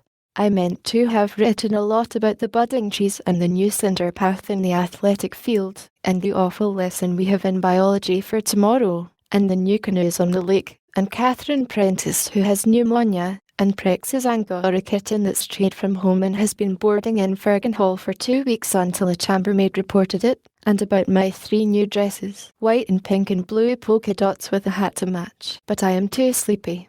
I am always making this an excuse, am I not? But a girls' college is a busy place and we do get tired by the end of the day, particularly when the day begins at dawn. Affectionately, Judy, the 15th of May. Dear Daddy Longlegs, is it good manners when you get into a car just to stare straight ahead and not see anybody else? A very beautiful lady in a very beautiful velvet dress got into the car today, and without the slightest expression sat for 15 minutes and looked at a sign advertising suspenders. It doesn't seem polite to ignore everybody else as though you were the only important person present. Anyway, you miss a lot. While she was absorbing that silly sign, I was studying a whole car full of interesting human beings. The accompanying illustration is hereby reproduced for the first time. It looks like a spider on the end of a string, but it isn't at all. It's a picture of me learning to swim in the tank in the gymnasium. The instructor hooks a rope into a ring in the back of my belt and runs it through a pulley in the ceiling. It would be a beautiful system if one had perfect confidence in the probity of one's instructor. I'm always afraid, though, that she will let the rope get slack, so I keep one anxious eye on her and swim with the other, and with this divided interest I do not make the progress that I otherwise might. Very miscellaneous weather we're having of late. It was raining when I commenced and now the sun is shining. Sally and I are going out to play tennis, thereby getting exemption from gym. A week later I should have finished this letter long ago, but I didn't. You don't mind, do you, Daddy, if I'm not very regular? I really do love to write to you. It gives me such a respectable feeling of having some family. Would you like me to tell you something? You are not the only man to whom I write letters. There are 2 others.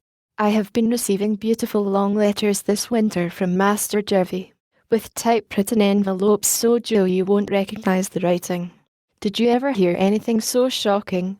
And every week or so a very scrawly epistle, usually on yellow tablet paper, arrives from Princeton, all of which I answer with business-like promptness.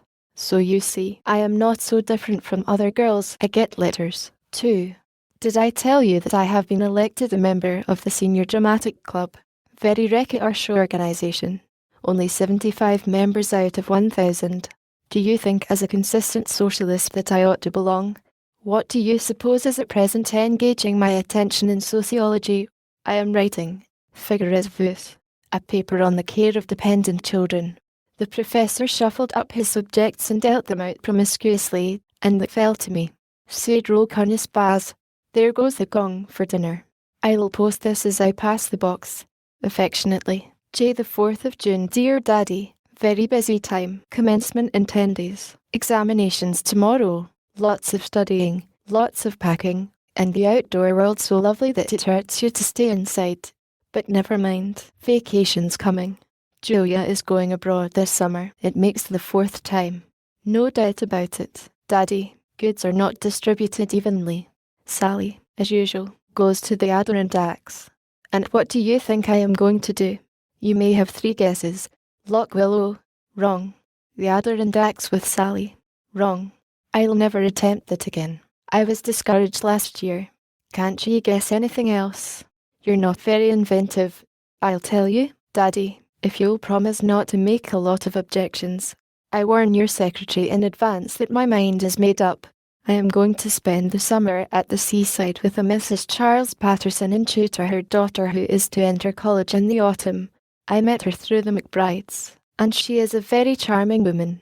I am to give lessons in English and Latin to the younger daughter, too, but I shall have a little time to myself, and I shall be earning $50 a month. Doesn't that impress you as a perfectly exorbitant amount? She offered it. I should have blushed to ask for more than 25. I finish at Magnolia, that's where she lives, the 1st of September, and shall probably spend the remaining 3 weeks at Loch Willow. I should like to see the Semples again and all the friendly animals. How does my program strike you, Daddy? I am getting quite independent, you see. You have put me on my feet and I think I can almost walk alone by now. Princeton commencement and our examinations exactly coincide, which is an awful blow. Sally and I did so want to get away in time for it, but of course that is utterly impossible. Goodbye, Daddy. Have a nice summer and come back in the autumn rested and ready for another year of work. That's what you ought to be writing to me. I haven't any idea what you do in the summer, or how you amuse yourself. I can't visualize your surroundings. Do you play golf or hunt or ride horseback or just sit in the sun and meditate? Anyway, whatever it is, have a good time and don't forget Judy. The 10th of June. Dear Daddy, this is the hardest letter I ever wrote, but I have decided what I must do, and there isn't going to be any turning back. It is very sweet and generous and dear of you to wish to send me to Europe this summer. For the moment I was intoxicated by the idea, but sober second thought said no. It would be rather logical of me to refuse to take your money for college, and then use it instead just for amusement. You mustn't get me used to too many luxuries. One doesn't miss what one has never had, but it's awfully hard going without things after one has commenced thinking they are his, hers. English language needs another pronoun, by natural right. Living with Sally and Julia is an awful strain on my stoical philosophy. They have both had things from the time they were babies. They accept happiness as a matter of course. The world, they think, owes them everything they want. Maybe the world does, in any case. It seems to acknowledge the debt and pay up. But as for me, it owes me nothing, and distinctly told me so in the beginning. I have no right to borrow on credit, for there will come a time when the world will repudiate my claim. I seem to be floundering in a sea of metaphor, but I hope you grasp my meaning. Anyway, I have a very strong feeling that the only honest thing for me to do is to teach this summer and begin to support myself. Magnolia. 4 days later I got just that much written, when what do you think happened? The maid arrived with Master Jervis' card. He is going abroad too this summer, not with Julia and her family, but entirely by himself. I told him that you had invited me to go with a lady who is chaperoning a party of girls. He knows about you, Daddy. That is, he knows that my father and mother are dead, and that a kind gentleman is sending me to college. I simply didn't have the courage to tell him about the John Grier home and all the rest. He thinks that you're my guardian and a perfectly legitimate old family friend. I have never told him that I didn't know you. That would seem too queer. Anyway, he insisted on my going to Europe. He said that it was a necessary part of my education and that I mustn't think of refusing. Also, that he would be in Paris at the same time, and that we would run away from the chaperon occasionally and have dinner together at nice, funny, foreign restaurants. Well, Daddy, it did appeal to me. I almost weakened. If he hadn't been so dictatorial, maybe I should have entirely weakened. I can be enticed step by step, but I won't be forced. He said I was a silly, foolish, irrational, quixotic, idiotic, stubborn child. Those are a few of his abusive adjectives. The rest escape me, and that I didn't know what was good for me. I ought to let older people judge. We almost quarrelled. I am not sure but that we entirely did. In any case, I packed my trunk fast and came up here. I thought I'd better see my bridges in flames behind me before I finished writing to you. They are entirely reduced to ashes now. Here I am at Cliff Top, the name of Mrs. Paterson's cottage, with my trunk unpacked in Florence, the little one, already struggling with first declension nouns, and it bids fair to be a struggle. She is a most uncommonly spoiled child. I shall have to teach her first how to study. She has never in her life concentrated on anything more difficult than ice cream soda water. We use a quiet corner of the cliffs for a schoolroom. Mrs. Patterson wishes me to keep them out of doors, and I will say that I find it difficult to concentrate with the blue sea before me and ships sailing by, and when I think I might be on one, sailing off to foreign lands. But I won't let myself think of anything but Latin grammar. The prepositions are ab, absc, coram, cum, de or ex, pre, pro, sin, tennis, in, subter, sub and supergovern the ablative. So you see, Daddy, I am already plunged into work with my eyes persistently set against temptation. Don't be cross with me, please, and don't think that I do not appreciate your kindness, for I do, always, always. The only way I can ever repay you is by turning out a very useful citizen. Are women citizens? I don't suppose they are. Anyway, a very useful person. And when you look at me you can say, I gave that very useful person to the world. That sounds well, doesn't it, Daddy? But I don't wish to mislead you. The feeling often comes over me that I am not at all remarkable. It is fun to plan a career, but in all probability I shan't turn out a bit different from any other ordinary person. I may end by marrying an undertaker and being an inspiration to him in his work. Yours ever, Judy, the 19th of August. Dear Daddy Longlegs, my window looks out on the loveliest oceanscape, rather, nothing but water and rocks. The summer goes. I spend the morning with Latin and English and algebra and my two stupid girls. I don't know how Marianne is ever going to get into college, or stay in after she gets there. And as for Florence, she is hopeless, but oh, such a little beauty. I don't suppose it matters in the least whether they are stupid or not so long as they are pretty. One can't help thinking, though, how their conversation will bore their husbands, unless they are fortunate enough to obtain stupid husbands. I suppose that's quite possible. The world seems to be filled with stupid men. I've met a number this summer. In the afternoon we take a walk on the cliffs, or swim, if the tide is right. I can swim in salt water with the utmost ease. You see, my education is already being put to use. The letter comes from Mr. Jervis Pendleton in Paris, rather a short, concise letter. I'm not quite forgiven yet for refusing to follow his advice. However, if he gets back in time, he will see me for a few days at Lock Willow before college opens, and if I am very nice and sweet and docile, I shall, I am led to infer, be received into favour again. Also a letter from Sally. She wants me to come to their camp for 2 weeks in September. Must I ask your permission, or haven't I yet arrived at the place where I can do as I please? Yes, I am sure I have. I'm a senior, you know. Having worked all summer, I feel like taking a little healthful recreation. I want to see the Adirondacks. I want to see Sally. I want to see Sally's brother. He's going to teach me to canoe, and we come to my chief motive, which is mean. I want Master Jervy to arrive at Lock Willow and find me not there. I must show him that he can't dictate to me. No one can dictate to me but you, Daddy, and you can't always. I'm off for the woods. Judy Camp McBride, the 6th of September. Dear Daddy, your letter didn't come in time, I am pleased to say. If you wish your instructions to be obeyed, you must have your secretary transmit them in less than 2 weeks. As you observe, I am here, and have been for 5 days. The woods are fine, and so is the camp, and so is the weather, and so are the McBrides, and so is the whole world. I'm very happy. There's Jimmy calling for me to come canoeing. Goodbye. Sorry to have disobeyed, but why are you so persistent about not wanting me to play a little? When I've worked all this summer I deserve 2 weeks. You're awfully dog-in-the mangerish. However, I love you still, Daddy, in spite of all your faults. Judy, the 3rd of October. Dear Daddy Longlegs, back at college and a senior, also editor of the monthly. It doesn't seem possible, does it? That so sophisticated a person, just 4 years ago, was an inmate of the John Grier Home.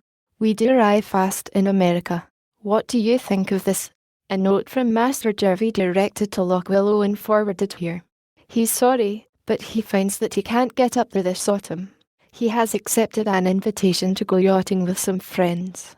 Hopes I've had a nice summer and am enjoying the country. And he knew all the time that I was with the McBrides, for Julia told him so. You men ought to leave intrigue to women. You haven't a light enough touch. Julia has a trunk full of the most ravishing new clothes, an evening gown of rainbow Liberty crepe that would be fitting raiment for the angels in paradise. And I thought that my own clothes this year were unprecedentedly, is there such a word, beautiful. I copied Mrs. Paterson's wardrobe with the aid of a cheap dressmaker, and though the gowns didn't turn out quite twins of the originals, I was entirely happy until Julia unpacked. But now I live to see Paris. Dear Daddy, aren't you glad you're not a girl? I suppose you think that the fuss we make over clothes is too absolutely silly. It is, no doubt about it. But it's entirely your fault. Did you ever hear about the learned hair professor who regarded unnecessary adornment with contempt and favoured sensible, utilitarian clothes for women? His wife, who was an obliging creature, adopted dress reform. And what do you think he did? He eloped with a chorus girl. Yours ever, Judy P.S. The chambermaid in our corridor wears blue checked gingham aprons. I am going to get her some brown ones instead, and sink the blue ones in the bottom of the lake. I have a reminiscent chill every time I look at them. The 17th of November, dear Daddy Longlegs, such a blight has fallen over my literary career. I don't know whether to tell you or not, but I would like some sympathy, silent sympathy. Please, don't reopen the wound by referring to it in your next letter. I've been writing a book, all last winter in the evenings, and all the summer when I wasn't teaching Latin to my two stupid children.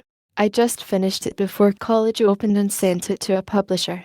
He kept it 2 months, and I was certain he was going to take it. But yesterday morning an express parcel came, 30 cents due, and there it was back again with a letter from the publisher, a very nice, fatherly letter, but frank. He said he saw from the address that I was still at college, and if I would accept some advice, he would suggest that I put all of my energy into my lessons and wait until I graduated before beginning to write.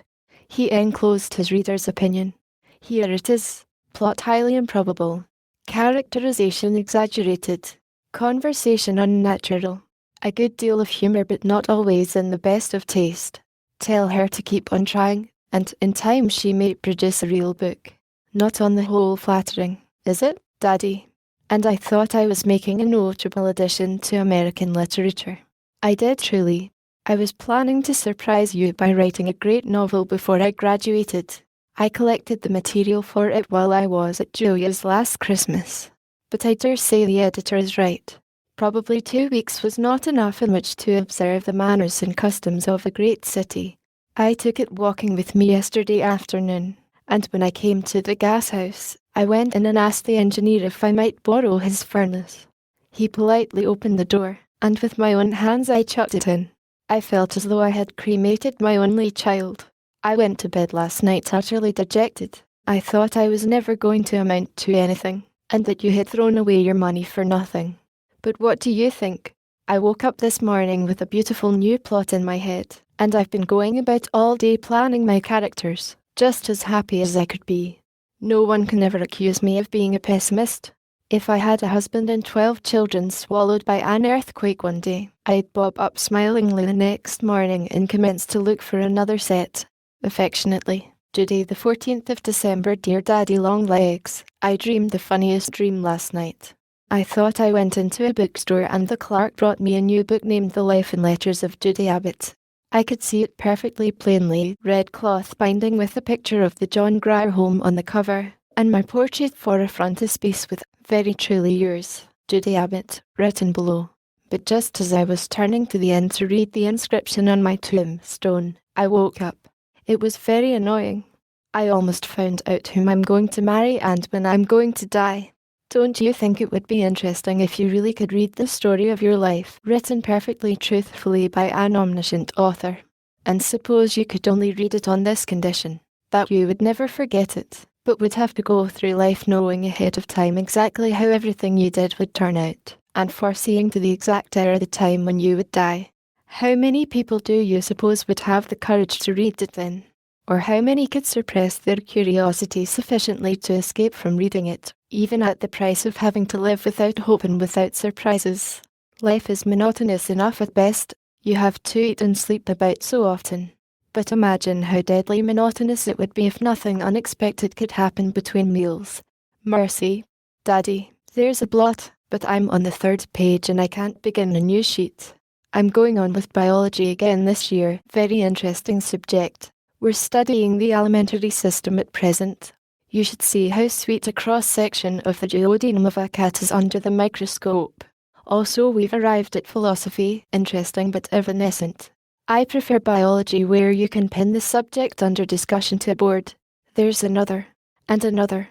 This pen is weeping copiously. Please excuse its tears. Do you believe in free will? I do, unreservedly. I don't agree at all with the philosophers who think that every action is the absolutely inevitable and automatic resultant of an aggregation of remote causes. That's the most immoral doctrine I ever heard. Nobody would be to blame for anything. If a man believed in fatalism, he would naturally just sit down and say, "The Lord's will be done," and continue to sit until he fell over dead. I believe absolutely in my own free will and my own power to accomplish, and that is the belief that moves mountains. You watch me become a great author. I have 4 chapters of my new book finished and 5 more drafted. This is a very abstruse letter. Does your head ache, Daddy? I think we'll stop now and make some fudge. I'm sorry I can't send you a piece. It will be unusually good, for we're going to make it with real cream and 3 butter balls. Yours affectionately, Judy P.S. We're having fancy dancing in gymnasium class. You can see by the accompanying picture how much we look like a real ballet. The one at the end accomplishing a graceful pirouette is me. I. The 26th of December, my dear, Daddy, haven't you any sense? Don't you know that you mustn't give one girl 17 Christmas presents? I'm a socialist, please remember. Do you wish to turn me into a plutocrat? Think how embarrassing it would be if we should ever quarrel. I should have to engage a moving van to return your gifts. I'm sorry that the necktie I sent was so wobbly. I knit it with my own hands, as you doubtless discovered from internal evidence. You will have to wear it on cold days and keep your coat buttoned up tight. Thank you, Daddy, 1,000 times. I think you're the sweetest man that ever lived, and the foolishest. Judy, here's a 4-leaf clover from Camp McBride to bring you good luck for the new year. The 9th of January. Do you wish to do something, Daddy, that will ensure your eternal salvation? There is a family here who are in awfully desperate straits. A mother and father and 4 visible children. The 2 older boys have disappeared into the world to make their fortune and have not sent any of it back. The father worked in a glass factory and got consumption. It's awfully unhealthy work, and now has been sent away to a hospital. That took all their savings, and the support of the family falls upon the oldest daughter, who is 24. She dressmakes for $1.50 a day, when she can get it, and embroiders centerpieces in the evening. The mother isn't very strong and is extremely ineffectual and pious. She sits with her hands folded, a picture of patient resignation, while the daughter kills herself with overwork and responsibility and worry. She doesn't see how they are going to get through the rest of the winter, and I don't either. $100 would buy some coal and some shoes for 3 children so that they could go to school, and give a little margin so that she needn't worry herself to death when a few days pass and she doesn't get work. You are the richest man I know. Don't you suppose you could spare $100? That girl deserves help a lot more than I ever did. I wouldn't ask it except for the girl. I don't care much what happens to the mother. She is such a jellyfish. The way people are forever rolling their eyes to heaven and saying, "Perhaps it's all for the best," when they're perfectly dead sure it's not, makes me enraged. Humility or resignation, or whatever you choose to call it, is simply impotent inertia. I am for a more militant religion. We are getting the most dreadful lessons in philosophy, all of Schopenhauer, for tomorrow. The professor doesn't seem to realize that we're taking any other subject. He's a queer old duck. He goes about with his head in the clouds and blinks dazedly when occasionally he strikes solid earth. He tries to lighten his lectures with an occasional witticism, and we do our best to smile, but I assure you his jokes are no laughing matter. He spends his entire time between classes in trying to figure out whether matter really exists or whether he only thinks it exists.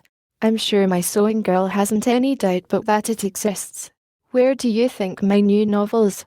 In the wastebasket. I can see myself that it's no good on earth, and when a loving author realizes that, what would be the judgment of a critical public? Later I address you, Daddy, from a bed of pain. For 2 days I've been laid up with swollen tonsils. I can just swallow hot milk, and that is all. What were your parents thinking of not to have those tonsils out when you were a baby? The doctor wished to know. I'm sure I haven't an idea, but I doubt if they were thinking much about me. Yours, J.A. Next morning I just read this over before sealing it. I don't know why cast such a misty atmosphere over life. I hasten to assure you that I am young and happy and exuberant. and I trust you are the same. Youth has nothing to do with birthdays, only with aliveness of spirit. So even if your hair is grey, Daddy, you can still be a boy. Affectionately, Judy, the 12th of January. Dear Mr. Philanthropist, your check for my family came yesterday. Thank you so much. I cut gymnasium and took it down to them right after luncheon, and you should have seen the girl's face. She was so surprised and happy and relieved that she looked almost young, and she's only 24. Isn't it pitiful? Anyway, she feels now as though all the good things were coming together. She has steady work ahead for 2 months. Someone's getting married, and there's a trousseau to make. Thank the good Lord, cried the mother, when she grasped the fact that the small piece of paper was $100. It wasn't the good Lord at all, said I. It was Daddy Longlegs. Mr. Smith, I called you. But it was the good Lord who put it in his mind, said she. Not at all. I put it in his mind myself, said I.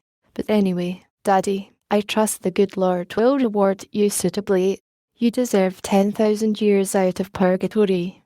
Yours most gratefully, Judy Abbott, the 15th of February. May it please your most excellent majesty. This morning I did eat my breakfast upon a cold turkey pie and a goose, and I did send for a cup of tea, a China drink, of which I had never drank before. Don't be nervous, Daddy. I haven't lost my mind. I'm merely quoting Samuel Pepys. We're reading him in connection with English history. Original sources. Sally and Julia and I converse now in the language of 1660. Listen to this. I went to Charing Cross to see Major Harrison hanged, drawn and quartered. He looking as cheerful as any man could do in that condition. And this, dined with my lady who is in handsome mourning for her brother who died yesterday of spotted fever. Seems a little early to commence entertaining, doesn't it? A friend of Pepys devised a very cunning manner whereby the king might pay his debts out of the sale to poor people of old decayed provisions. What do you, a reformer, think of that? I don't believe we're so bad today as the newspapers make out. Samuel was as excited about his clothes as any girl. He spent 5 times as much on dress as his wife. That appears to have been the golden age of husbands. Isn't this a touching entry? You see, he really was honest. Today came home my fine camlet cloak with gold buttons, which cost me much money, and I pray God to make me able to pay for it. Excuse me for being so full of Pepys. I'm writing a special topic on him. What do you think, Daddy? The Self-Government Association has abolished the 10 o'clock rule. We can keep our lights all night if we choose, the only requirement being that we do not disturb others. We are not supposed to entertain on a large scale. The result is a beautiful commentary on human nature. Now that we may stay up as long as we choose, we no longer choose. Our heads begin to nod at 9 o'clock, and by 9:30 the pen drops from our nerveless grasp. It's 9:30 now. Good night. Sunday just back from church. Preacher from Georgia. We must take care, he says, not to develop our intellects at the expense of our emotional natures. But me thought it was a poor, dry sermon. Pepys again. It doesn't matter what part of the United States or Canada they come from, or what denomination they are, we always get the same sermon. Why on earth don't they go to men's colleges and urge the students not to allow their manly natures to be crushed out by too much mental application? It's a beautiful day, frozen and icy and clear. As soon as dinner is over, Sally and Julia and Marty Keane and Eleanor Pratt, friends of mine, but you don't know them, and I are going to put on short skirts and walk cross-country to Crystal Spring Farm and have a fried chicken and waffle supper, and then have Mr. Crystal Spring drive us home in his buckboard. We are supposed to be inside the campus at 7, but we are going to stretch a point tonight and make it 8. Farewell, kind sir. I have the honour of subscribing myself, your most loyal, dutiful, faithful and obedient servant, J. Abbott. March 5th. Dear Mr. Trustee, tomorrow is the first Wednesday in the month, a weary day for the John Grier home. How relieved they'll be when 5 o'clock comes and you pat them on the head and take yourselves off. Did you, individually, ever pat me on the head, Daddy? I don't believe so. My memory seems to be concerned only with fat trustees. Give the home my love, please, my truly love. I have quite a feeling of tenderness for it as I look back through a haze of 4 years. When I first came to college, I felt quite resentful because I had been robbed of the normal kind of childhood that the other girls had had. But now, I don't feel that way in the least. I regard it as a very unusual adventure. It gives me a sort of vantage point from which to stand aside and look at life. Emerging full-grown, I get a perspective on the world that other people who have been brought up in the thick of things entirely lack. I know lots of girls, Julia, for instance, who never know that they are happy. They are so accustomed to the feeling that their senses are deadened to it. But as for me, I am perfectly sure every moment of my life that I am happy, and I'm going to keep on being, no matter what unpleasant things turn up. I'm going to regard them, even tooth thatches, as interesting experiences, and be glad to know what they feel like. Whatever skies above me, I've a heart for any fate. However, Daddy, don't take this new affection for the JGH too literally. If I have 5 children, like Rousseau, I shan't leave them on the steps of a foundling asylum in order to ensure they're being brought up simply. Give my kindest regards to Mrs. Lippett. That, I think, is truthful. Love would be a little strong. And don't forget to tell her what a beautiful nature I've developed. Affectionately, Judy LOCK Willow, the 4th of April. Dear Daddy, do you observe the postmark? Sally and I are embellishing Lockville with our presents during the Easter vacation. We decided that the best thing we could do with our 10 days was to come where it is quiet. Our nerves had got to the point where they wouldn't stand another meal in Fergan. Dining in a room with 400 girls is an ordeal when you're tired. There is so much noise that you can't hear the girls across the table speak unless they make their hands into a megaphone and shout. That is the truth. We are tramping over the hills and reading and writing, and having a nice, restful time. We climbed to the top of Sky Hill this morning, where Master Jervy and I once cooked supper. It doesn't seem possible that it was nearly 2 years ago. I could still see the place where the smoke of our fire blackened the rock. It is funny how certain places get connected with certain people, and you never go back without thinking of them. I was quite lonely without him for 2 minutes. What do you think is my latest activity, Daddy? You will begin to believe that I am incorrigible. I am writing a book. I started it 3 weeks ago and am eating it up in chunks. I've caught the secret. Master Jervy and that editor man were right. You're most convincing when you write about the things you know. And this time it is about something that I do know exhaustively. Guess where it's laid? In the John Grier home. And it's good, Daddy. I actually believe it is just about the tiny little things that happened every day. I'm a realist now. I've abandoned romanticism. I shall go back to it later though, when my own adventurous future begins. This new book is going to get itself finished and published. You see if it doesn't. If you just want to think hard enough and keep on trying, you do get it in the end.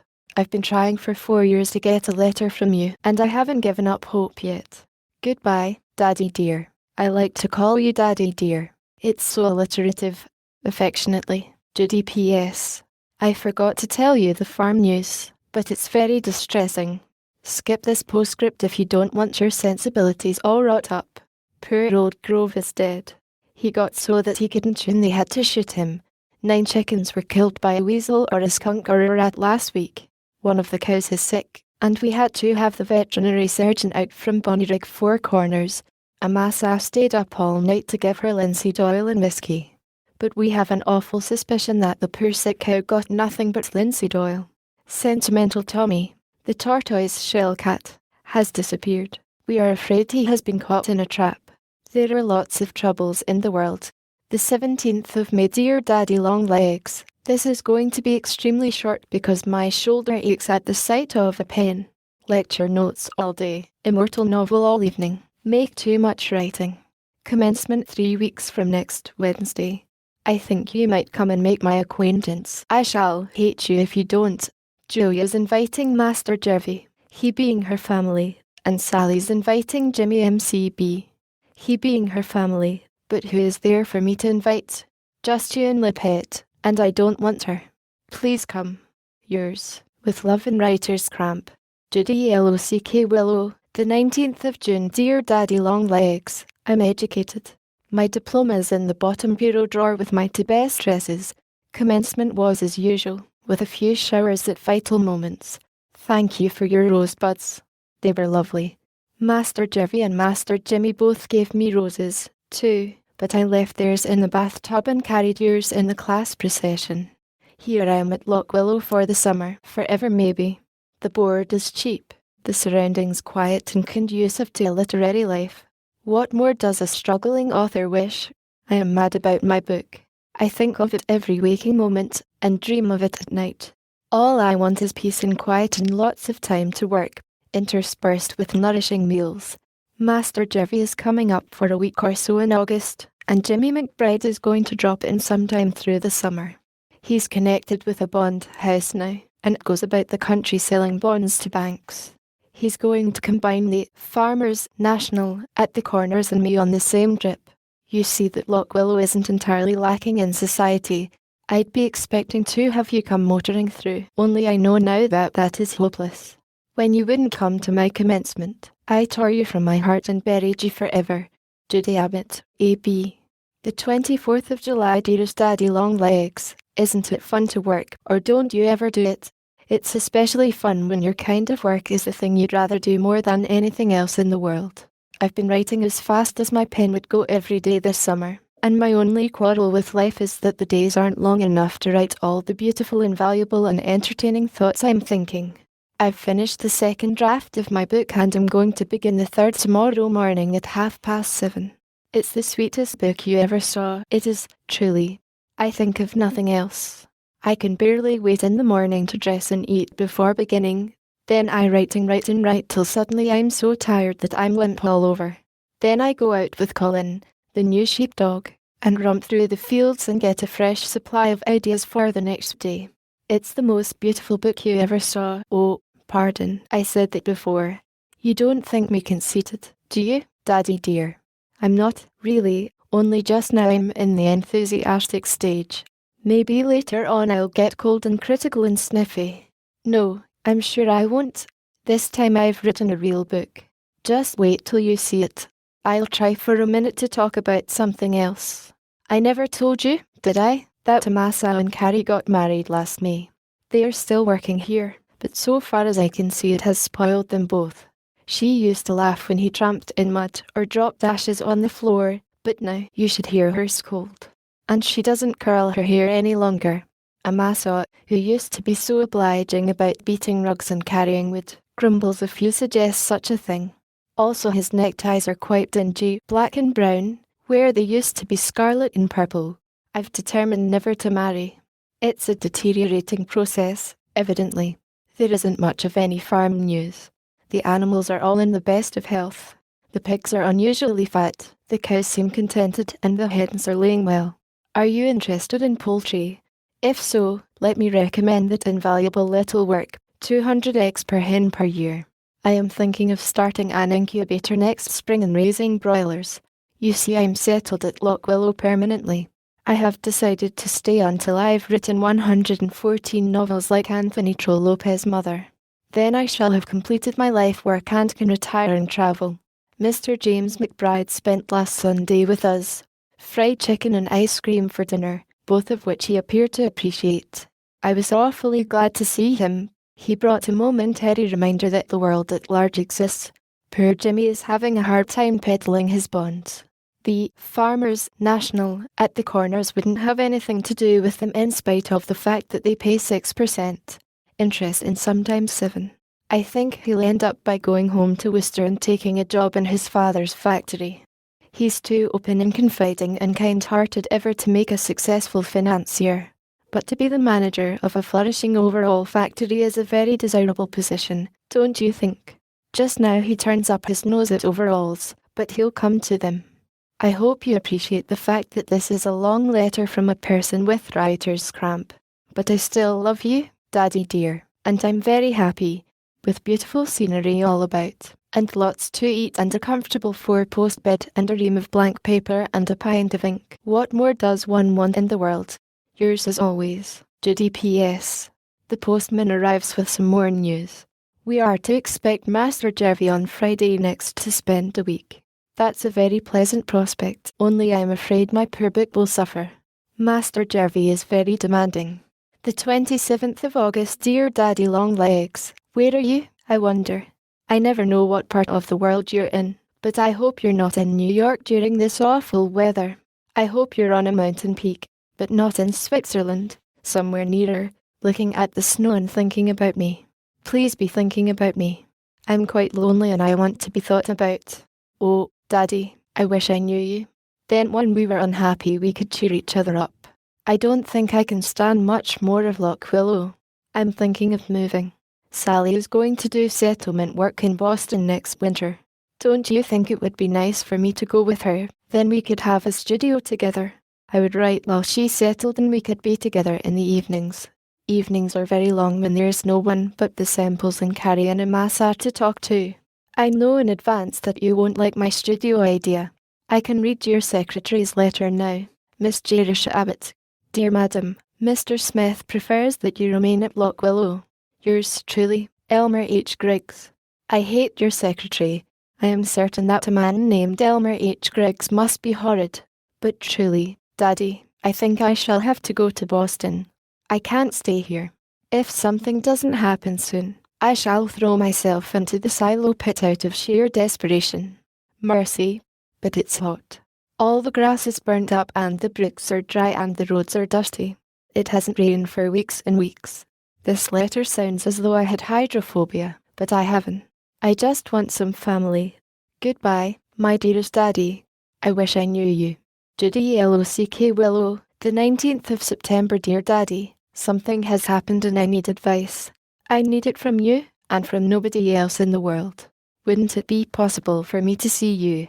It's so much easier to talk than to write, and I am afraid your secretary might open the letter. Judy P.S. I'm very unhappy. Lock Willow, the 3rd of October. Dear Daddy Longlegs, your note written in your own hand, and a pretty wobbly hand, came this morning. I am so sorry that you have been ill. I wouldn't have bothered you with my affairs if I had known. Yes, I will tell you the trouble, but it's sort of complicated to write, and very private. Please don't keep this letter, but burn it. Before I begin, here's a check for $1,000. It seems funny, doesn't it, for me to be sending a check to you? Where do you think I got it? I've sold my story, Daddy. It's going to be published serially in 7 parts, and then in a book. You might think I'd be wild with joy, but I'm not. I'm entirely apathetic. Of course I am glad to begin paying you. I owe you over 2,000 more. It's coming in installments. Now don't be horrid, please, about taking it, because it makes me happy to return it. I owe you a great deal more than the mere money, and the rest I will continue to pay all my life in gratitude and affection. And now, Daddy, about the other thing. Please give me your most worldly advice, whether you think I'll like it or not. You know that I've always had a very special feeling towards you. You sort of represented my whole family. But you won't mind, will you, if I tell you that I have a very much more special feeling for another man? You can probably guess without much trouble who he is. I suspect that my letters have been very full of Master Jerry for a very long time. I wish I could make you understand what he is like and how entirely companionable we are. We think the same about everything. I am afraid I have a tendency to make over my ideas to match his. But he is almost always right. He ought to be, you know, for he has 14 years start of me. In other ways, though, he's just an overgrown boy, and he does need looking after. He hasn't any sense about wearing rubbers when it rains. He and I always think the same things are funny, and that is such a lot. It's dreadful when two people's senses of humour are antagonistic. I don't believe there is any bridging that gulf. And he is, oh, well, he is just himself, and I miss him, and miss him, and miss him. The whole world seems empty and aching. I hate the moonlight because it's beautiful and he isn't here to see it with me. But maybe you've loved somebody, too, and you know. If you have, I don't need to explain. If you haven't, I can't explain. Anyway, that's the way I feel, and I've refused to marry him. I didn't tell him why. I was just dumb and miserable. I couldn't think of anything to say. And now he has gone away imagining that I want to marry Jimmy McBride. I don't in the least. I wouldn't think of marrying Jimmy. He isn't grown up enough. But Master Jerry and I got into a dreadful muddle of misunderstanding and we both hurt each other's feelings. The reason I sent him away was not because I didn't care for him, but because I cared for him so much. I was afraid he would regret it in the future, and I couldn't stand that. It didn't seem right for a person of my lack of antecedents to marry into any such family as his. I never told him about the orphan asylum, and I hated to explain that I didn't know who I was. I may be dreadful, you know, and his family are proud, and I'm proud, too. Also, I felt sort of bound to you. After having been educated to be a writer, I must at least try to be one. It would scarcely be fair to accept your education and then go off and not use it. But now that I am going to be able to pay back the money, I feel that I have partially discharged the debt. Besides, I suppose I could keep on being a writer even if I did marry. The two professions are not necessarily exclusive. I've been thinking very hard about it. Of course he is a socialist, and he has unconventional ideas. Maybe he wouldn't mind marrying into the proletariat so much as some men might. Perhaps when two people are exactly in accord, and always happy one together and lonely when apart, they ought not to let anything in the world stand between them. Of course I want to believe that, but I'd like to get your unemotional opinion. You probably belong to a family also, and will look at it from a worldly point of view and not just a sympathetic, human point of view, so you see how brave I am to lay it before you. Suppose I go to him and explain that the trouble isn't Jimmy, but is the John Grier home. Would that be a dreadful thing for me to do? It would take a great deal of courage. I'd almost rather be miserable for the rest of my life. This happened nearly 2 months ago. I haven't heard a word from him since he was here. I was just getting sort of acclimated to the feeling of a broken heart, when the letter came from Julia that stirred me all up again. She said, very casually, that Uncle Jarvis had been caught out all night in a storm when he was hunting in Canada, and had been ill ever since with pneumonia. And I never knew it. I was feeling hurt because he had just disappeared into blankness without a word. I think he's pretty unhappy, and I know I'm. What seems to you the right thing for me to do? Judy, the 6th of October, dearest Daddy Longlegs. Yes, certainly I'll come, at 4:30 next Wednesday afternoon. Of course I can find the way. I've been in New York 3 times and I'm not quite a baby. I can't believe that I am really going to see you. I've been just thinking you so long that it hardly seems as though you are a tangible flesh and blood person. You're awfully good, Daddy, to bother yourself with me when you're not strong. Take care and don't catch cold. These fall rains are very damp. Affectionately, Judy P.S. I've just had an awful thought. Have you a butler? I'm afraid of butlers, and if one opens the door I shall faint upon the step. What can I say to him? You didn't tell me your name. Shall I ask for Mr. Smith? Thursday morning, my very dearest Master Jervie Daddy Longlegs Pendleton Smith. Did you sleep last night? I didn't. Not a single wink. I was too amazed and excited and bewildered and happy. I don't believe I ever shall sleep again, or eat either. But I hope you slept. You must, you know, because then you will get well faster and can come to me. Dear man, I can't bear to think how ill you've been, and all the time I never knew it. When the doctor came down yesterday to put me in the cab, he told me that for 3 days they gave you up. Oh, dearest, if that had happened, the light would have gone out of the world for me. I suppose that some day in the far future, one of us must leave the other, but at least we shall have had our happiness and there will be memories to live with. I meant to cheer you up, and instead I have to cheer myself. For in spite of being happier than I ever dreamed I could be, I'm also soberer. The fear that something may happen rests like a shadow on my heart. Always before I could be frivolous and carefree and unconcerned, because I had nothing precious to lose. But now I shall have a great big worry all the rest of my life. Whenever you are away from me I shall be thinking of all the automobiles that can run over you, or the signboards that can fall on your head, or the dreadful, squirmy germs that you may be swallowing. My peace of mind is gone forever, but anyway, I never cared much for just plain peace. Please get well, fast, fast, fast. I want to have you close by where I can touch you and make sure you're tangible. Such a little half hour we had together. I'm afraid maybe I dreamed it. If I were only a member of your family, a very distant 4th cousin, then I could come and visit you every day, and read aloud and plump up your pillow and smooth out those 2 little wrinkles in your forehead and make the corners of your mouth turn up in a nice cheerful smile. But you're cheerful again, aren't you? You were yesterday before I left. The doctor said I must be a good nurse, that you look 10 years younger. I hope that being in love doesn't make everyone 10 years younger. Will you still care for me, darling, if I turn out to be only 11? Yesterday was the most wonderful day that could ever happen. If I live to be 99, I shall never forget the tiniest detail. The girl that left Loch Willow at dawn was a very different person from the one who came back at night. Mrs. Semple called me at 4:30. I started wide awake in the darkness, and the first thought that popped into my head was, I am going to see Daddy Longlegs. I ate breakfast in the kitchen by candlelight, and then drove the 5 miles to the station through the most glorious October colouring.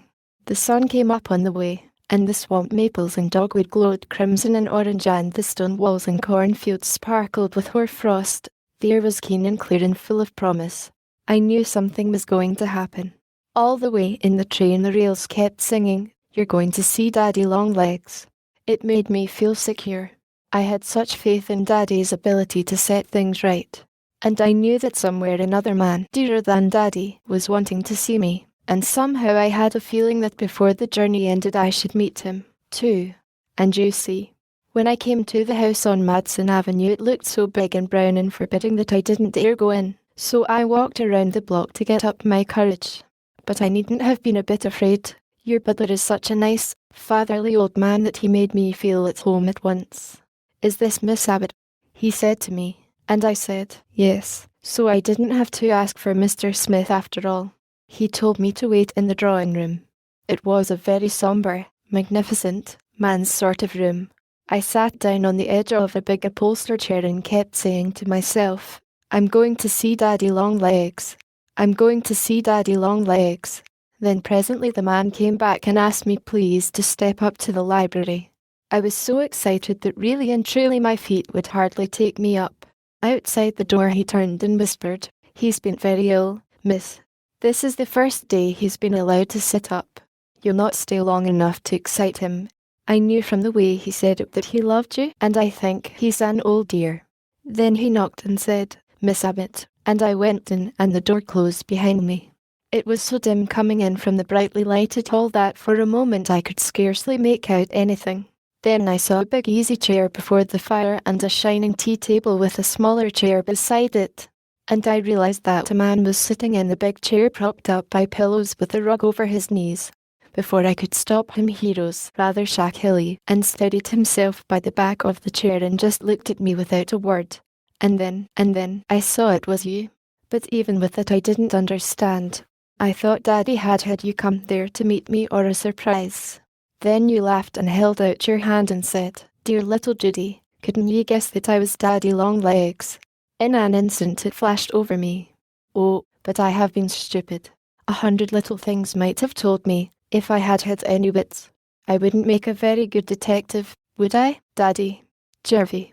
What must I call you? Just plain Jervy sounds disrespectful, and I can't be disrespectful to you. It was a very sweet half-hour before your doctor came and sent me away. I was so dazed when I got to the station that I almost took a train for St. Louis. And you were pretty dazed, too. You forgot to give me any tea. But we're both very, very happy, aren't we? I drove back to Loch Willow in the dark, but oh, how the stars were shining. And this morning I've been out with Colin visiting all the places that you and I went to together, and remembering what you said and how you looked. The woods today are burnished bronze and the air is full of frost. It's climbing weather. I wish you were here to climb the hills with me. I am missing you dreadfully, Jervy dear, but it's a happy kind of missing. We'll be together soon.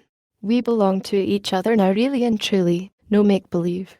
Doesn't it seem queer for me to belong to someone at last? It seems very, very sweet. And I shall never let you be sorry for a single instant. Yours, forever and ever, Judy P.S. This is the first love letter I ever wrote. Isn't it funny that I know how